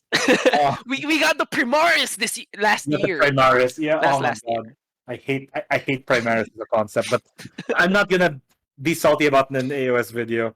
So anyway, sorry. Yeah, that's it. Those are my comments. I agree. Having that extra one model is not great for returning players, but I guess the boxes are still fantastic for newbies. So it is Yeah, what it is. yeah, Except I for this guess. one, I agree. Except for this one, I agree. Yeah, this Yeah. one sucked. Oh man. All right, moving on to the next one. Kronspine meta, and I think you guys doubled up on this Oh, actually. we did. Yeah, well, Okay. yours was more specific. Yeah, so we'll go You into had the that nine later. path to NPE, ninefold path to what do you call Oh, it? okay. Negative player experience. So you could talk Okay. about that first. Yeah, Okay, yeah. so mine is more specific. I actually don't think Kronspine is a net negative in the game. I don't like how it synergized with Disciples of Zinj to form that really this one. Actually, JP, you should do yours first. Your slide went first. Okay, so the Kronspine meta. The reason why I hated it was because I like I said earlier in the video. I like theory crafting lists. I like spending a part of my Mondays looking at TSN's Honest War Gamers new videos and check out the 50 lists for the weekend. That for me was fun. And then he just kept talking about the Kronspine, and he was getting tired of it, and everybody was getting tired of it. I was also getting tired of it. Like from a creative space, you're always seeing the same 400 is how many in 2000? My brain is What not working. 1/5? 1/5, yeah. It's always the Yeah. same 1/5 in every army. It's always a Kronspine, and it does the one thing, and everybody had it. So yeah, even in Stormcast with 76 War Scrolls, we still find a reason to plug 400 points of this in because it was that good. And you just see it in every list. That's the reason why I hated it. It just homogenized the meta for me. It was everybody and their Kronspine. You don't have a Kronspine, well, tough titties. Your list is kind of suboptimal. Yeah. I don't know, it just felt like, what Syndrome said, right? Incredibles. If everyone's special, no one is, right? This Yeah, yeah. It's actually perfect that you bring Syndrome into this. This is where I give my counter argument for that. The thing about what Syndrome did though is his mentality is he could give superpowers to people who did not have superpowers. And what I loved about the Kronspine is it allowed armies like Caradron Overlords or Flesh Eater Courts to finally get their 5-0s in tournaments, right? That's where they first Yeah. popped up because of this ridiculous model that's unaffiliated with anything. I don't like what Kronspine does to armies that are already good. I love what Kronspine does to armies that are bad. Yeah, okay. Yeah. You know what? You're Right? right. It Because gave him a second chance, right? it presents like it really shows you what's wrong with those other armies. In a game where you can double turn someone and completely destroy a fragile army, an army like Flesh Eater Courts or even Gloomspite Gits could really benefit from having something that can actually hold its weight or Yeah. and like take enough damage from a double turn to stop it from killing everything in your army. The the extra +1 to cast, the extra +1 to hit, a lot of attacks spread out a lot of stuff. This thing was pretty cool. I like what it did for some armies, but yeah, it should not be allowed to be used by everyone, which segues into my point. Kronspine, but every stupid Johnny player out there. When I say Johnny, I mean you smart asses. You think you're smarter than everyone else, and you kind of are. But the Johnny players tend to want to kill their own models to get Kronspine to do stupid things. Kronspine, kill your own model so that it can eat the endless spell that's summoned at the start of the game by Disciples of Zinj that cannot be dispelled. Or Kronspine getting killed to enable Helon shooting to double shooting because it's technically an enemy model within 6 inches. Like, there was like the two armies with mechanics to kill their own models wanted to kill their own models to unleash Kronstein. yeah. Oh my Oh. god. I just Kronspine meta. hated that. There was a part of me that enjoys the kind of ingenuity that Magic the Gatheringness, list building, but it was too cheesy, and I felt that it really reduced the amount of counterplay. It sped the game up too much for me. For an Yeah. Iron Jaws player, which is, I'm being a hypocrite here, I guess, but it is what it is.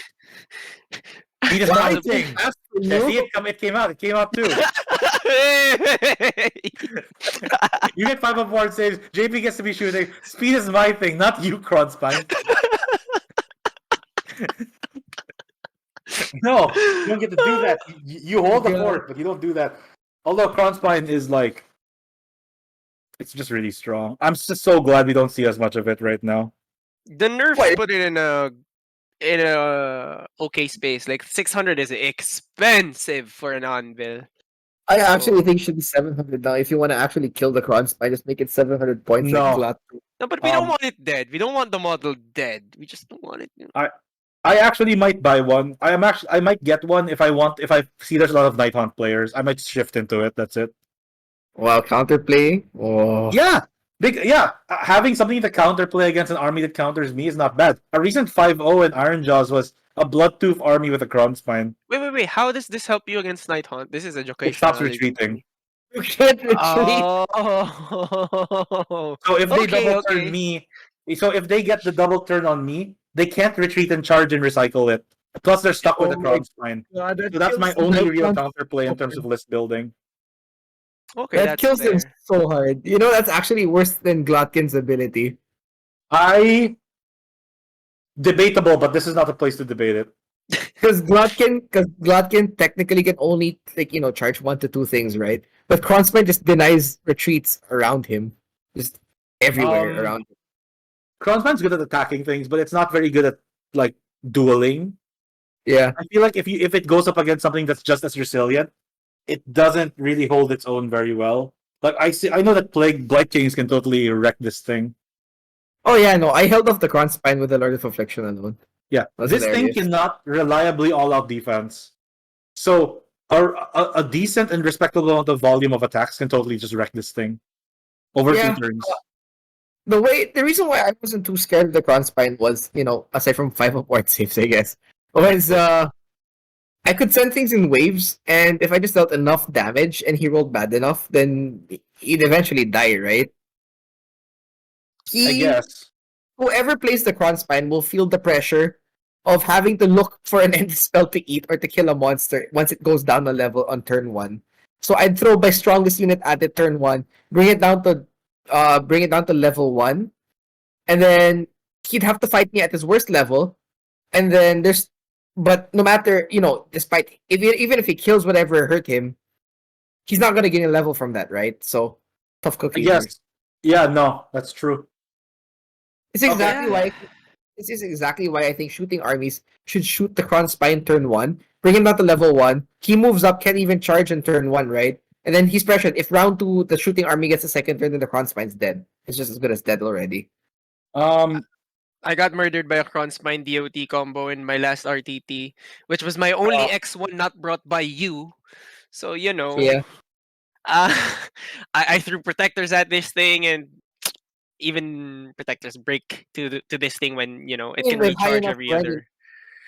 It was just recharging off of spell portals that game, which was. Yeah, and Yeah. high enough damage should do the trick. Yeah, and you just have to hope that this guy rolls low when it comes to that monster's rampage, because that would totally just reverse the situation. That's true. Actually, just one bad roll is all it takes, right? And it just goes down another level. Could Yeah, kill himself actually. Yeah. it's a weird game plan.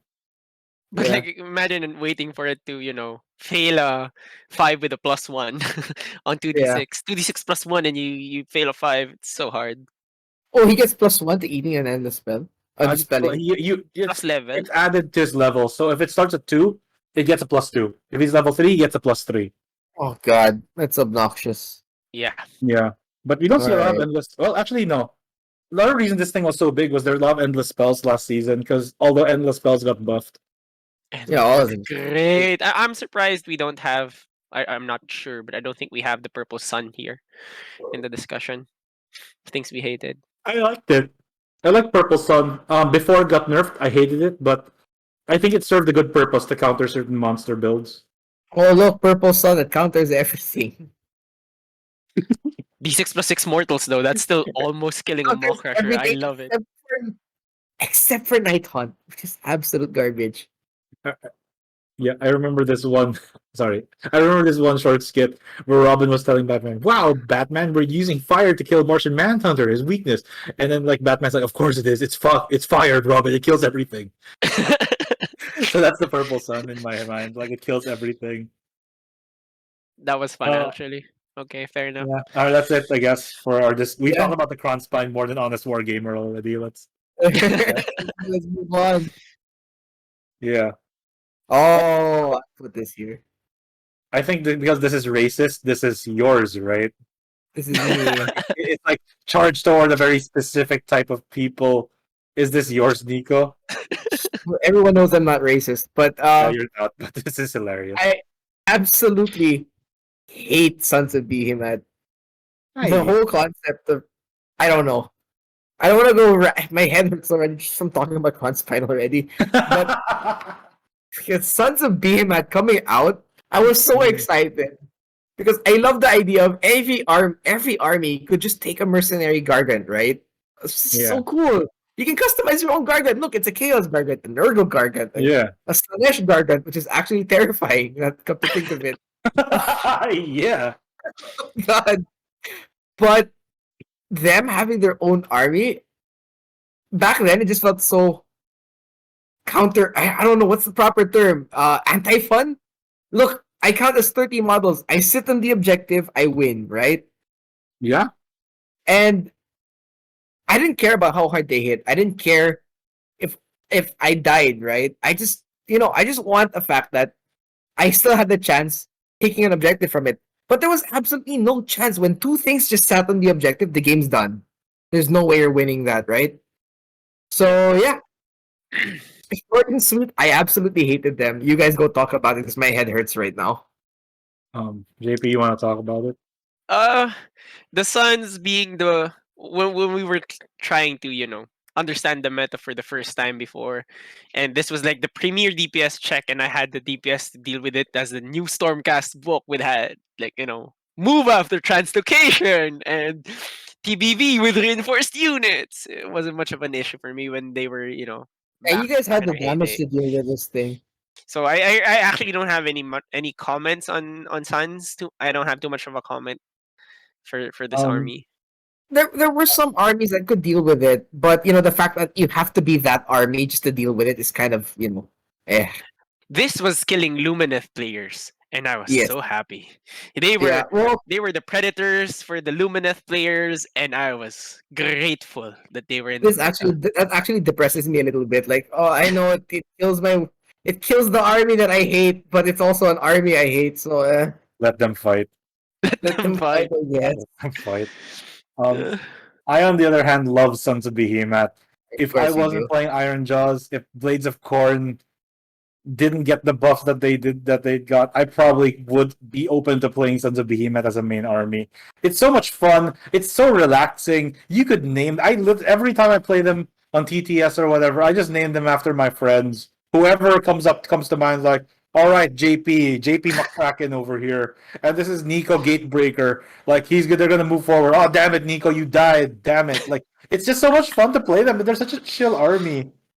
I know that there's like a high level way to play this, and I agree that when they first came out, it was pretty toxic because they had like a 70% win rate or something dumb like that. But I love this army. I'm kind of sad that they are not as consistent now, but they seem like they're a lot more fun. You know Especially what? now, you can suplex other monsters. This army's great. I actually should have put this in my my thankful list that they got nerfed already. Well, yeah. So the new Suns book lowered their like it made them swingier. I think GW knows their target audience. Yeah. Well, surprisingly, yeah, they do. You know what? The new Suns right now, it feels like they're geared towards killing other Suns players also. The fact that you can sumo slam, suplex another monster, it feels like, wow, a lot of their anti-monster stuff sounds like they want Suns players to fight against each other. That seems cool No. now. Okay. There are two scenarios. There are three scenarios. There are two scenarios in my head. Like, I think it's absolutely cool if you get charged by a stone horn. It hits you with impact hits, and then you suplex it in response. It's like the most WWE thing you can ever think of. Oh yeah, basically a giant just using the momentum of a stone horn, getting hit by it and then suplexing it. Yeah, that's really cool. And not just that, but suplexing Nagash, suplexing Archeon, suplexing Kragnos, suplexing that nerd tech list, dude. This army is so much fun. There's so many moments you'll tell your friends about, man. I don't know how you could hate this army. I'll admit, all right, the new Suns isn't so bad anymore in my eyes Yeah. just because they got nerfed. But Yeah. what's Back when they were hilarious, 60%, yeah. yeah, but what's hilarious is that they can suplex another monster into melee range with the other giants, and they just all Yeah. wail on it.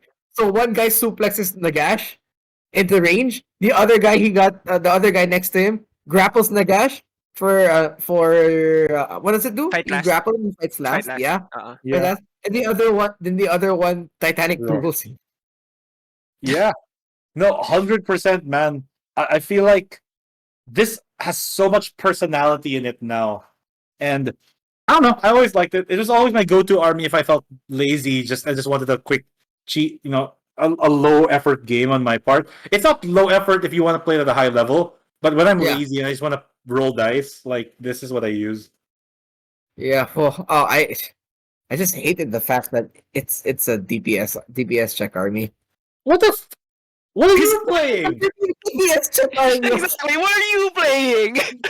You're the premier DPS check army with your 5-up ward. Is that it, Nico? Nico plays Nurgle, by the way. DPS check. Nico plays Nurgle, and he wants to be the DPS check. The only Oh, DPS God, check. I hate this game. I hate it so much. No, stop whining. Games Workshop needs more of our money, guys. Come on. Alright, Alright, next probably go list. next, yeah. Oh, here we go. Yes. It's just the whole list of things we hate is actually hurting my head right now. Just talking Dude. about everything we hate. Dude, okay. So back then, Stormcast loved running with the reinforced Vindictors. That was our jam, and then it Yeah. became Yeah. Liberators for some time. But for me, Yeah. The fantasy of pike and shot was fulfilled by having 2 blocks of Vindictors right in front of your shooty units in the back, and it looked great. I had a lot of models for an elite army. I was having such a fun time. And then bounty hunters came into the meta, and oh look, your redeemers just get deleted if like a pig breeds on it. Pigs do 3 damage when they have violent Bounty fury hunters. and bounty hunters to Yeah. each. Like man, it was just so horrible. I had to retire them, and I had to settle with MSU liberators. It wasn't as fun. Screw the bounty hunter meta. I also miss my fire slayer friends. I used to play with a lot of fire slayer friends. They all, I they didn't see all their went back armies on anymore. they all went back underground when the bounty hunter meta came out. Yeah. Yeah, I really think like this coming with the season that's supposed to highlight infantry just made me not want to play infantry in general. Yeah. Oh man. This Lance, was the is biggest. like in the- Oh Sorry. man. Like I feel like if this was just +1 to hit, or +1, or even +1 to wound is like bonkers too. This would have Screw been it. okay. Make it +1 to hit and wound, Lance. Make it +1 to both. No, hit and wound. you think that's better than +1 Is that damage? +1 damage? 100%. Everybody with Okay, like okay. 15 attacks and 15 attacks and 1 damage started taking this, and even chariots became insane because of this. Chariots were like the models that nobody who didn't like what it looked like brought. I loved the chariots for what they look like, but like now the chariots are insane because I can actually tear through fucking sentinels if I get into melee with sentinels. So I remember when this stupid core battalion was first announced, and like I had to talk to Dennis the day after. And Dennis is our resident Skaven player, and you know what? I just didn't know what to tell him, man. There was no way around it for me. This completely shits on some people's armies. It's like here, like paint 100 models, now watch them die at half the time. Like even with Kristoff, like watching 40 Grots getting obliterated by 3 Gorgruntas that's fun the first time, right? And then after that, it just gets sad. Christoph, by the way, Christoph took 6 Strogoths and bounty hunters and attacked my Blight Kings, and he attacked my Plague Bearers. Sorry, attacked my Plague Bearers. And he dealt 60 damage. Oh my god. That's so But I gross. only took 18 though, but it's hilarious. Yeah, so yeah, okay. So Games Workshop has this pattern now. There'll always be a core battalion that screws with the thing that's supposed to be the feature. Hunters of the Yeah. Heartland screws monsters. Sharpshooters kill Galician champions, and this thing now. This thing was a bit too much though. Can you imagine if sharpshooters that had +1 damage to champions?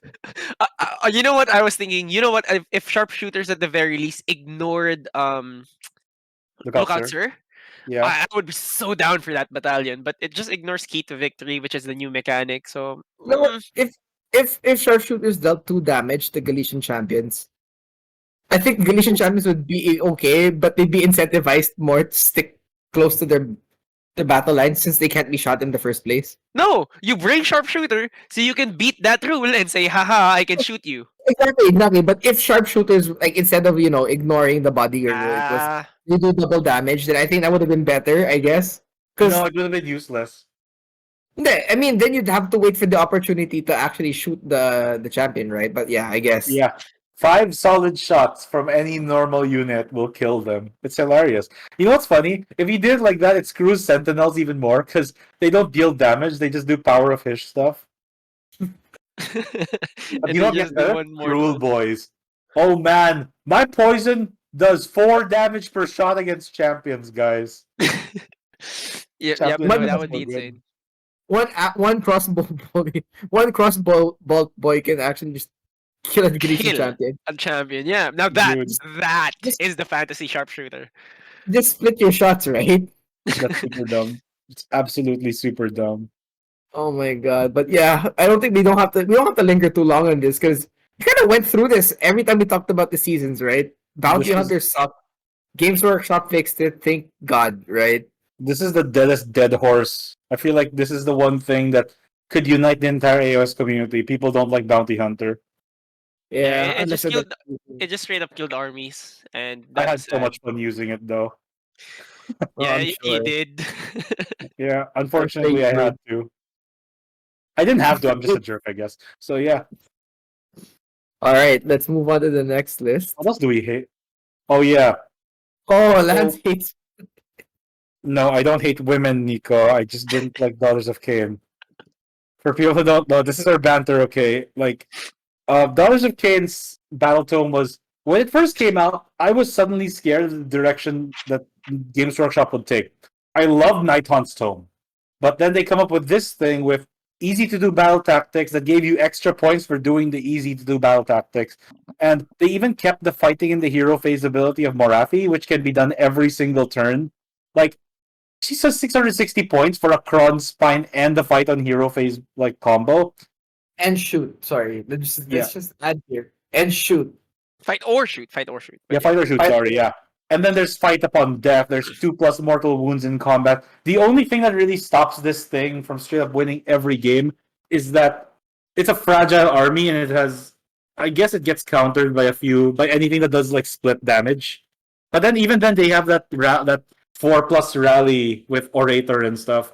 I thought that this tome was completely bonkers. It's completely broken compared to all the other tomes, and they needed to fix this. Like this was like Storm Drake levels of dumb, like Storm Drake 1.0 levels of dumb.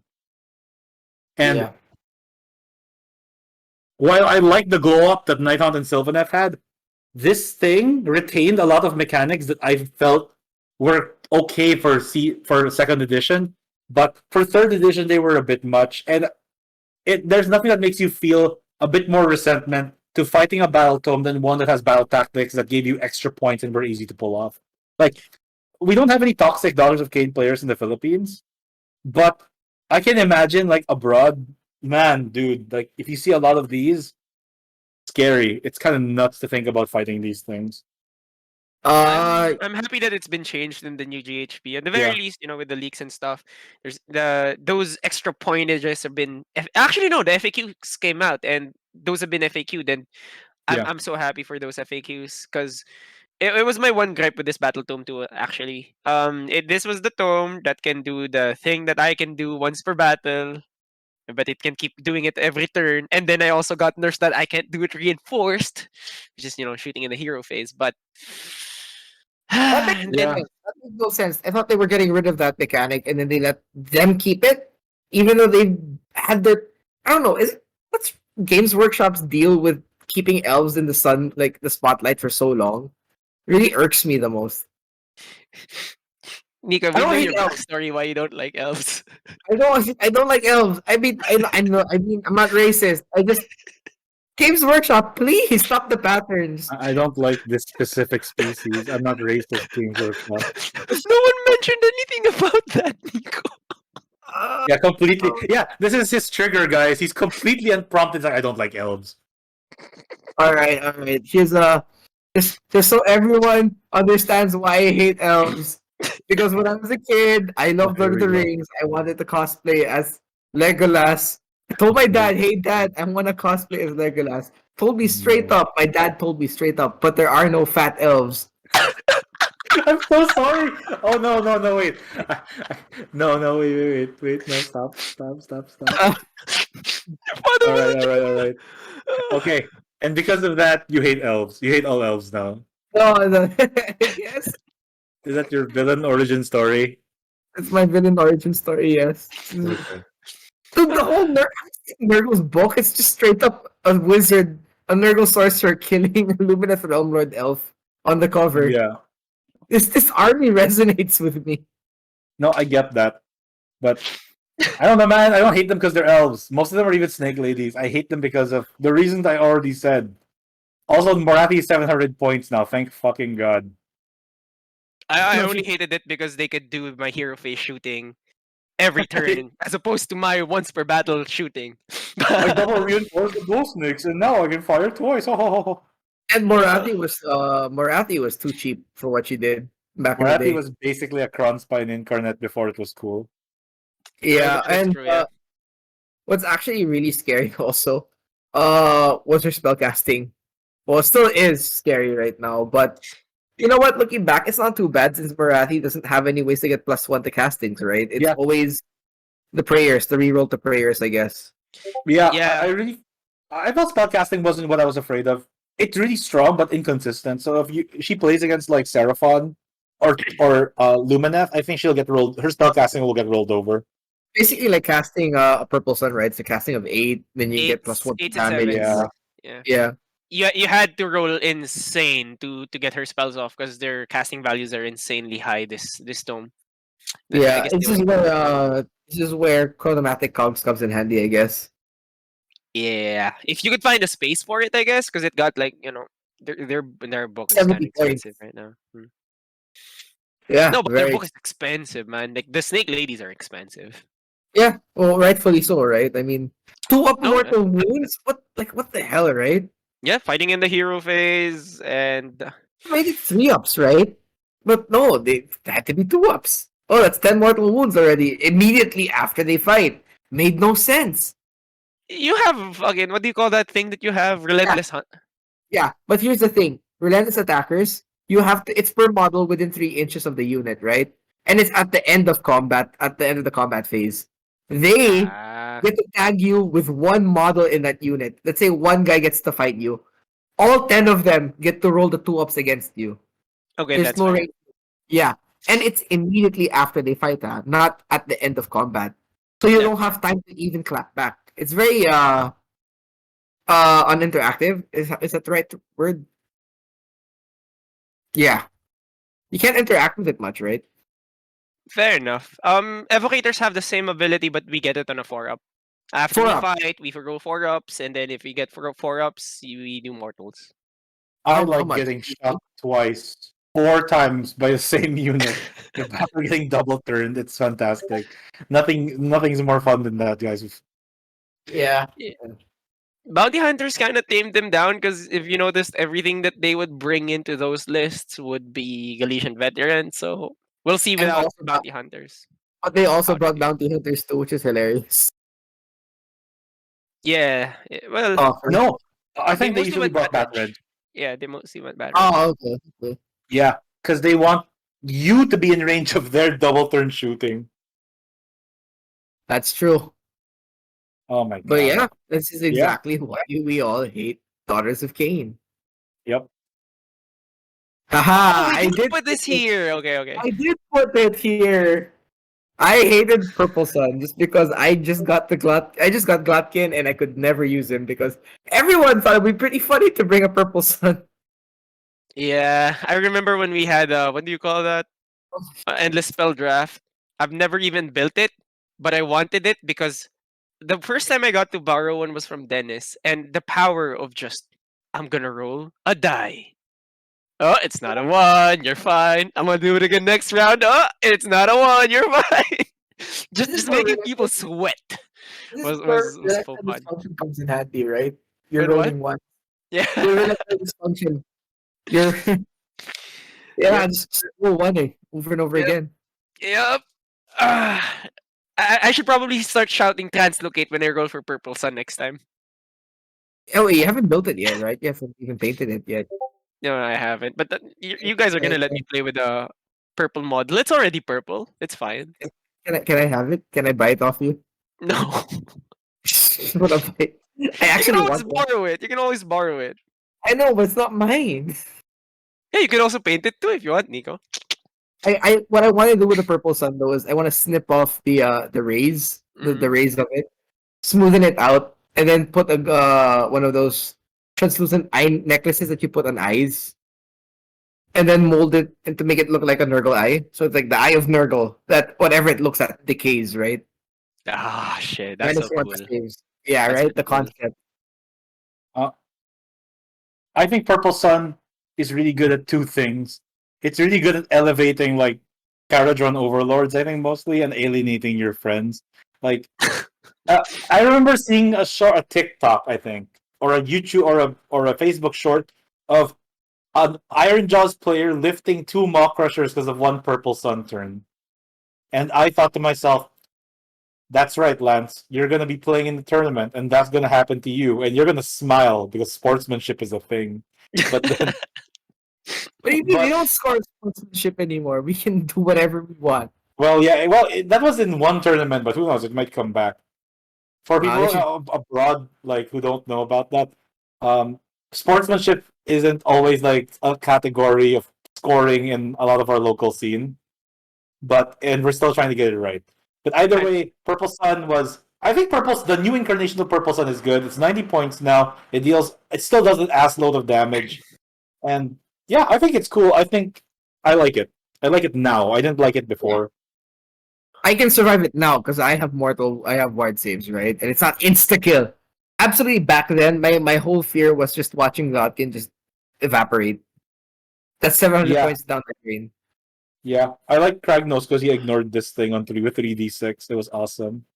Yeah. Oh, there was still a very slim chance of you dying to this. Yes, if you're 16% to roll a one, I could roll equal to 7 or less, and then I get evapor. And I still take D6 mortal wounds as Kragnos because he's immune to Yeah. more auto kills. Yep. sorry. I just had an epiphany while we were talking about the purple sun. I was looking for like what's a nice 100-point model that I can fit into this one list that I've been making for like the past 4 days. I just found it, guys. Thank you. God bless you both. All Well, right. yeah, come play some games. Yep. Yep. Come on, play some games. I want to know your opinion of this season. No, yeah. Once I find the time, the holidays has been insane for me. Yeah, But once I find the time, there's an RTT at the end of the month that I really, really want to get into. So we'll see. We'll see. yeah, Yeah. okay. Actually, same here. Well, it's not the Uh. new season, but it's still gonna be fun. Yeah, Yeah. for sure. But yeah, Okay. let's move on to. This is JP's. Why did you pick this Oh, picture? But okay. So Yeah. is this how you felt in the pink meta? No, that's very fair. That's very fair. The pin to okay, win meta so was like the early monster meta, right? It was the early monster meta. That was the Stormbreak guards with Guardus. So you threw 32 wounds. No. 9 times 4 is 36. You threw 36 wounds with 5 up wards, with 2 up saves at the enemy, and they just can't leave because you just like make a wall of dragons. Or you threw 8 out of 16 flies to pin you in your objective in your Yeah. deployment. And then after that, the next wave of 8 like 8 flies, and you just never get to leave after like 5 rounds. You played in your deployment, slowly getting diseased or fire breathed on, or sometimes the giants would do this too, right? Like they send like 2 giants, tag everything, step on everything, and if you didn't have the damage to deal with those 2 giants, the other giants just walked around, grabbed objectives. This That's was so that's boring the to me. with the last thing it's true with Maw Crusher also. No. So I think that Maggotkin did it a lot better with their for pre-game movement and like Yeah. 14 fly combo. I don't even Yeah. know if I'm calling it a combo. It's just you walk forward, you can't It's a DPS check them in your combo. deployment zone. It was Yeah. incredibly consistent, and it lasted Well, I mean, forever. Same with yeah, the Stormbreak meta. They had they just translocated the hero phase move, they charge you in the hero phase, and they had a 5+ ward on 36 moons. And it hurt. aren't you guys glad I only took like 4 to 8 flies? 16 No, flies? That's no. insane. Yeah, but sometimes, Yeah. dice be dice, and you can't even deal with 8 flies. Yeah. Or 4 Even flies. with 4 fulminators and 6 raptors, which are apparently the most hardest hitting things you would see in the fucking rift or in the fucking realms. But no, I can't kill 8 flies. Dice be dice. Even 4 flies back in the day. I think back in the day. Yeah, I remember it was 4 flies, 10 Blight Kings, and then Bounty Hunters showed up. Then it forced me to take, flies again. Mm-hmm. Yeah. Blame Bounty Hunters for this. Yeah, Pentawin No. was so boring for me. I hated seeing it. I'm glad there's not much of it anymore, or at least I'm not seeing it as much. I'm pretty sure it still exists somewhere, but it has to Um, exist somewhere. Oh, yeah, trust me, Games Workshop has not fixed the issue yet. Like, oh look, it's fly meta's becoming a problem. Okay, let's make flies cost 250. So now they cost as much as Blight Kings. So surely people will buy Blight. Oh, people will play Blight Kings, right? No, they're just gonna take flies because they're Blight Kings that can fly, and they cost exactly the same now. You did not fix the problem. You just made it a more incentive for us to take flies over Blight Kings. I actually think that no one really saw that Nurgle was going to be the way it was. The two armies that Yeah. I think did, the three armies that did pin to win meta really consistently are Suns, Stormcast, and Nurgle. I Yeah. think Iron Jaws is very good at turn one charging, but I don't think they're pinned to win because that strategy gets screwed if you get double turn back. That's Right? true. Iron Jaws is fragile to that. Sons of Behemoth can stand it, Stormcast can stand it, and so can because Stormcast has 3+ saves, and so can Nurgle. So the thing about pin to win is you need to give your opponent the first turn, right? That's the only main condition. Sorry, you need to take the first turn rather, need to take and the just first bum turn, rush yeah. your opponent's zone. Yep. So, like getting double turn back hurts for Iron Jaws, and for a lot of armies, like destruction armies are not good at pin to win. The Because only of bad counter, saves, no wards. Yeah. the one counterplay I actually, whenever I played flies, I actually, you know what? Rarely enough, I rarely did pin to win in my games against a lot of people. I guess that one time when I played against you in the JP, I gambled with the pin to win with the deep strike, right? But I gambled with a deep strike, and it was a weird situation where only the general made the charge and survived. That And my kind of made no entire sense. army couldn't kill that one general. Yeah, that made no Ah, sense. bless. No, Yeah, that made no sense. It became pin to win after that because you couldn't kill the general. If you killed the general, I think you could have just pushed forward a bit. But didn't you also do this to OBR? yeah, well, to be fair, to be fair, also when you deploy What? all the way forward in a 50-50 map, I'm gonna be able to do it to you, right? Didn't you also do that to me in our Munchkin tournament? No, Yeah, I did you not charged think me, you so. bum rush charged me with the flies and kept my Maw Crusher. The only thing that went to your deployment zone were the Rippa Snarlfangs. And only because you killed everything else. I don't think I pinned you. I just killed you. Yeah, you pinned me in like the... I Okay. didn't want to kill you. Why did I Okay, kill you? wait. I want you to know that this is a tactic you employed a lot. We can agree to hate it. We can agree that it's strong. But don't say that you never used it. Wait, Nico. Just because we died when you pinned us doesn't mean you didn't pin us. Yeah, I know. I'm just saying, brother. I ran you over, guys. But here, I know I did it a couple of times, but after that, you guys picked up really quick. I noticed I started never doing it anymore because you guys always look. Screening works, right? Look, Lance, you've won games against me even with pin to win, right? No, it doesn't. We No. don't have space to move out. Even if we No, screen, we're trapped Okay, okay. behind everything. I I will. never turn one charge Lance. I rarely turn one charge Lance now because he screens with the pigs. I kill the pigs on the charge, and then his Maw Crusher just wrecks my flies, I'm and that gonna. leaves me vulnerable. I will say something very specific, and this is all I'm going to say about the matter. The axe forgets, but the tree That he remembers. remembers. Yeah. You can talk all you want now, Nico. I'm done talking. Oh no, but No. from what my experience also, I remember you agreed with me with this Lance. When people start deploying a little bit backwards, it's really hard to do pin to win. To some extent, but you still have a wall of flies that you need to push through. And Yeah, Um, what I did with Lance before was I remember when Lance used to start deploying all the way back with screens, and I never wanted to charge him anymore. Turn one, okay. I just form a blockade around the objective, and then take the charge.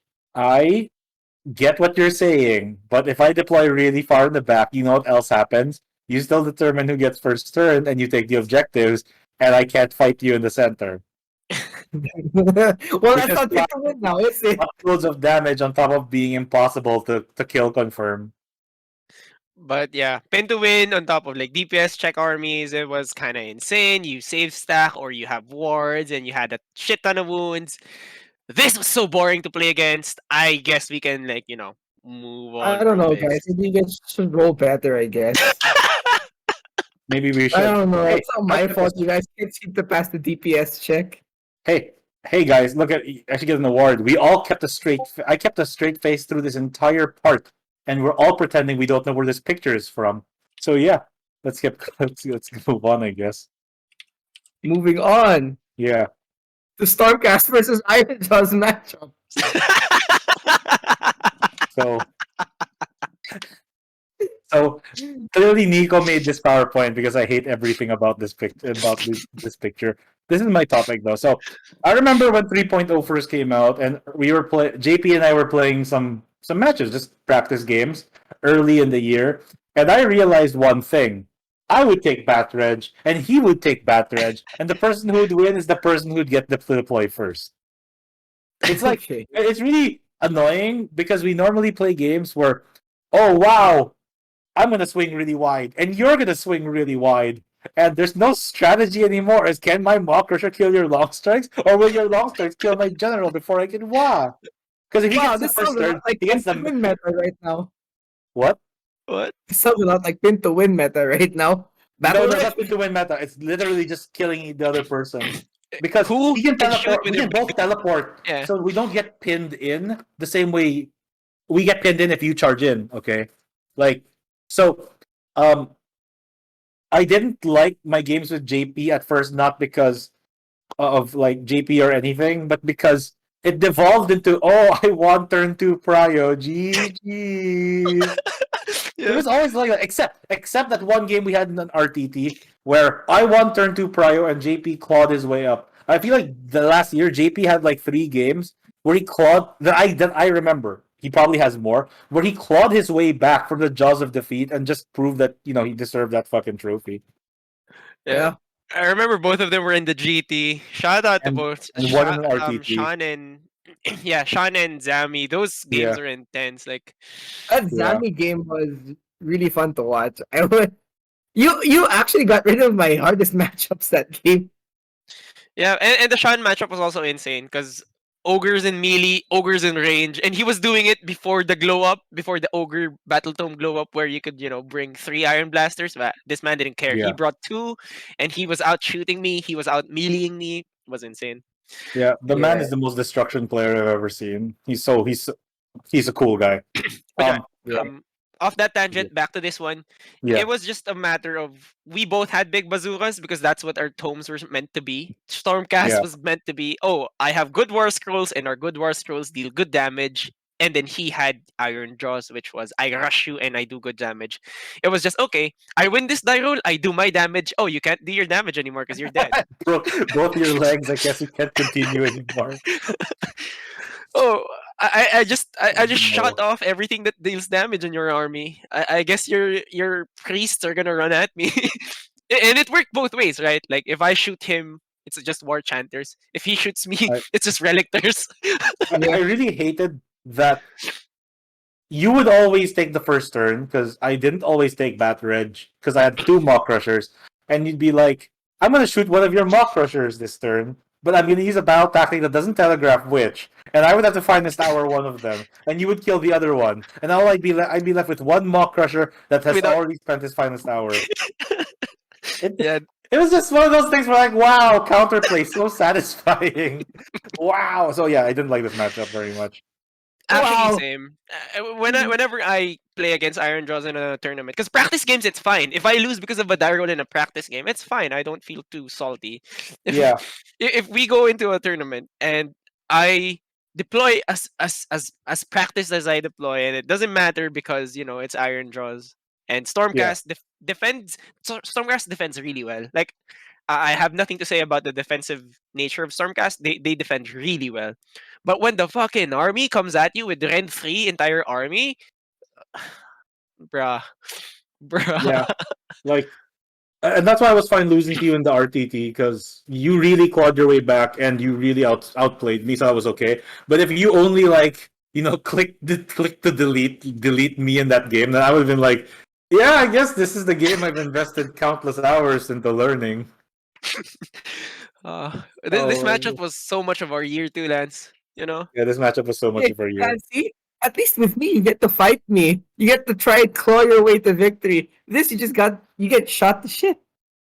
No, but at For the me, very least, when we play, we can play 2 games and more reps in. When we Man, play against you, it's a slow grind until we accept. Okay, we're losing to Nurgle, I hey guess. Nico, the axe forgets, but the tree remembers. That's all I gotta say, man. oh my god. Yeah. No, I mean, I'll admit the Nurgle matchup is extremely tough, but it actually makes I feel like there is more brains involved than oh shit, I lost the prior roll, I lost the game. Yeah. Fair It's enough. beautiful. You've been winning against me lately. Um, we haven't tested the new missions yet. I feel like I'm relearning the game again. Yeah, Like which is great. again, It the two reignites your times I love. beat you, the two times I beat you were in the comfort of spectatorless matches. No one saw that. They didn't really happen. Okay. I mean, no, I'm kidding. But like, I think that putting flies up to 500 was correct. I feel like they Yeah, were too undercosted for what they were. it cuts down a lot. I mean, not just it wasn't just the flies that they nerfed. Remember, it was also the Magathords also. So as you can see, lists are changing a lot right now. Oh yeah, dude. The double Yeah, Magathord was insane. Like you brought that Orgots was and you had a dope. meat grinder. You brought Blob and you had a support and an anvil. It was just too much. Support an You, anvil and the shooter and then the spellcaster. Then it had 8 flies on top of that. That uh, was insane. Yeah. an honorable mention for what a moment I would have loved from last year is when we put our results up on Honest Wargamer and Rob was like, "See, even in the Philippines, the meta's like this." I'm like, "Yeah, Nurgos." Yeah, it's the same fucking two Maggot Lord Fate Flies list. Like, and I'm like, I felt JP and I were so validated. We were so vindicated when he Yeah, read that from that GT and he said that, I was like, "Yep, yep, yep. okay, And he yep." called our list hipster lists. I was so proud. Oh my god, I'm a hipster list. No, not No, you. ours. Our because no one uses double Maw Crushers in this GHB, and no one uses Tempesters, man. So like, he thought those were cool, and I'm like, yeah, that's right. We're the hipsters, and the winner is Maggot Kid, and it's the same list as the one that he read before that. Oh my god! Now that was an honorable mention for me. Is if we didn't do top four, or top three, like this is what I would have said. The most nerd thing ever. Just stagnant, play the same list over and over again. People get sick of it. No, dude, you were right. Like, one of your tenets is acceptance. I just accepted it. Every time I saw you in the top table, I was like, "Yep, well, we're getting X1 this tournament. Oh, No, It's I yeah. fine." refuse. I refuse to accept it. Even after our game, I was happy for you, but pissed for myself. Oh, okay. Okay, in that GT, I did not pin you in that GT. No, you played very well. You You played have to extremely admit well, that. and I lost to someone who played better than me with the army that he was playing. That's it. There you go. Now I feel vindicated. I said this to you after the match. Why did you? Why? Is it because we're being recorded on the internet? Is that why it feels good? Is that why, Nico? It is? Okay. Alright, here. Anyways. Congratulations. Here you go. Mwah. You got your little vindication. Oh, Anyway. cool. Okay. That was so You much actually fun. made Though. it to the end of it. I hope you guys had fun listening to us just like arguing about the top 3 things we loved and what we hated. But yeah. If there's anything you guys loved about Age of Sigmar this year or last year, or things you hated, why don't you just like go comment down below? Let us know. And yeah, maybe it'd be pretty interesting actually to see what everyone else has to say, right? Yeah. Yeah. And if you're in our local scene, what else you want to see in our local scene, and maybe we can help you with that. What events do you want happening around you that maybe we can also help cater to? Because Yeah. we're also thinking about those stuff right now.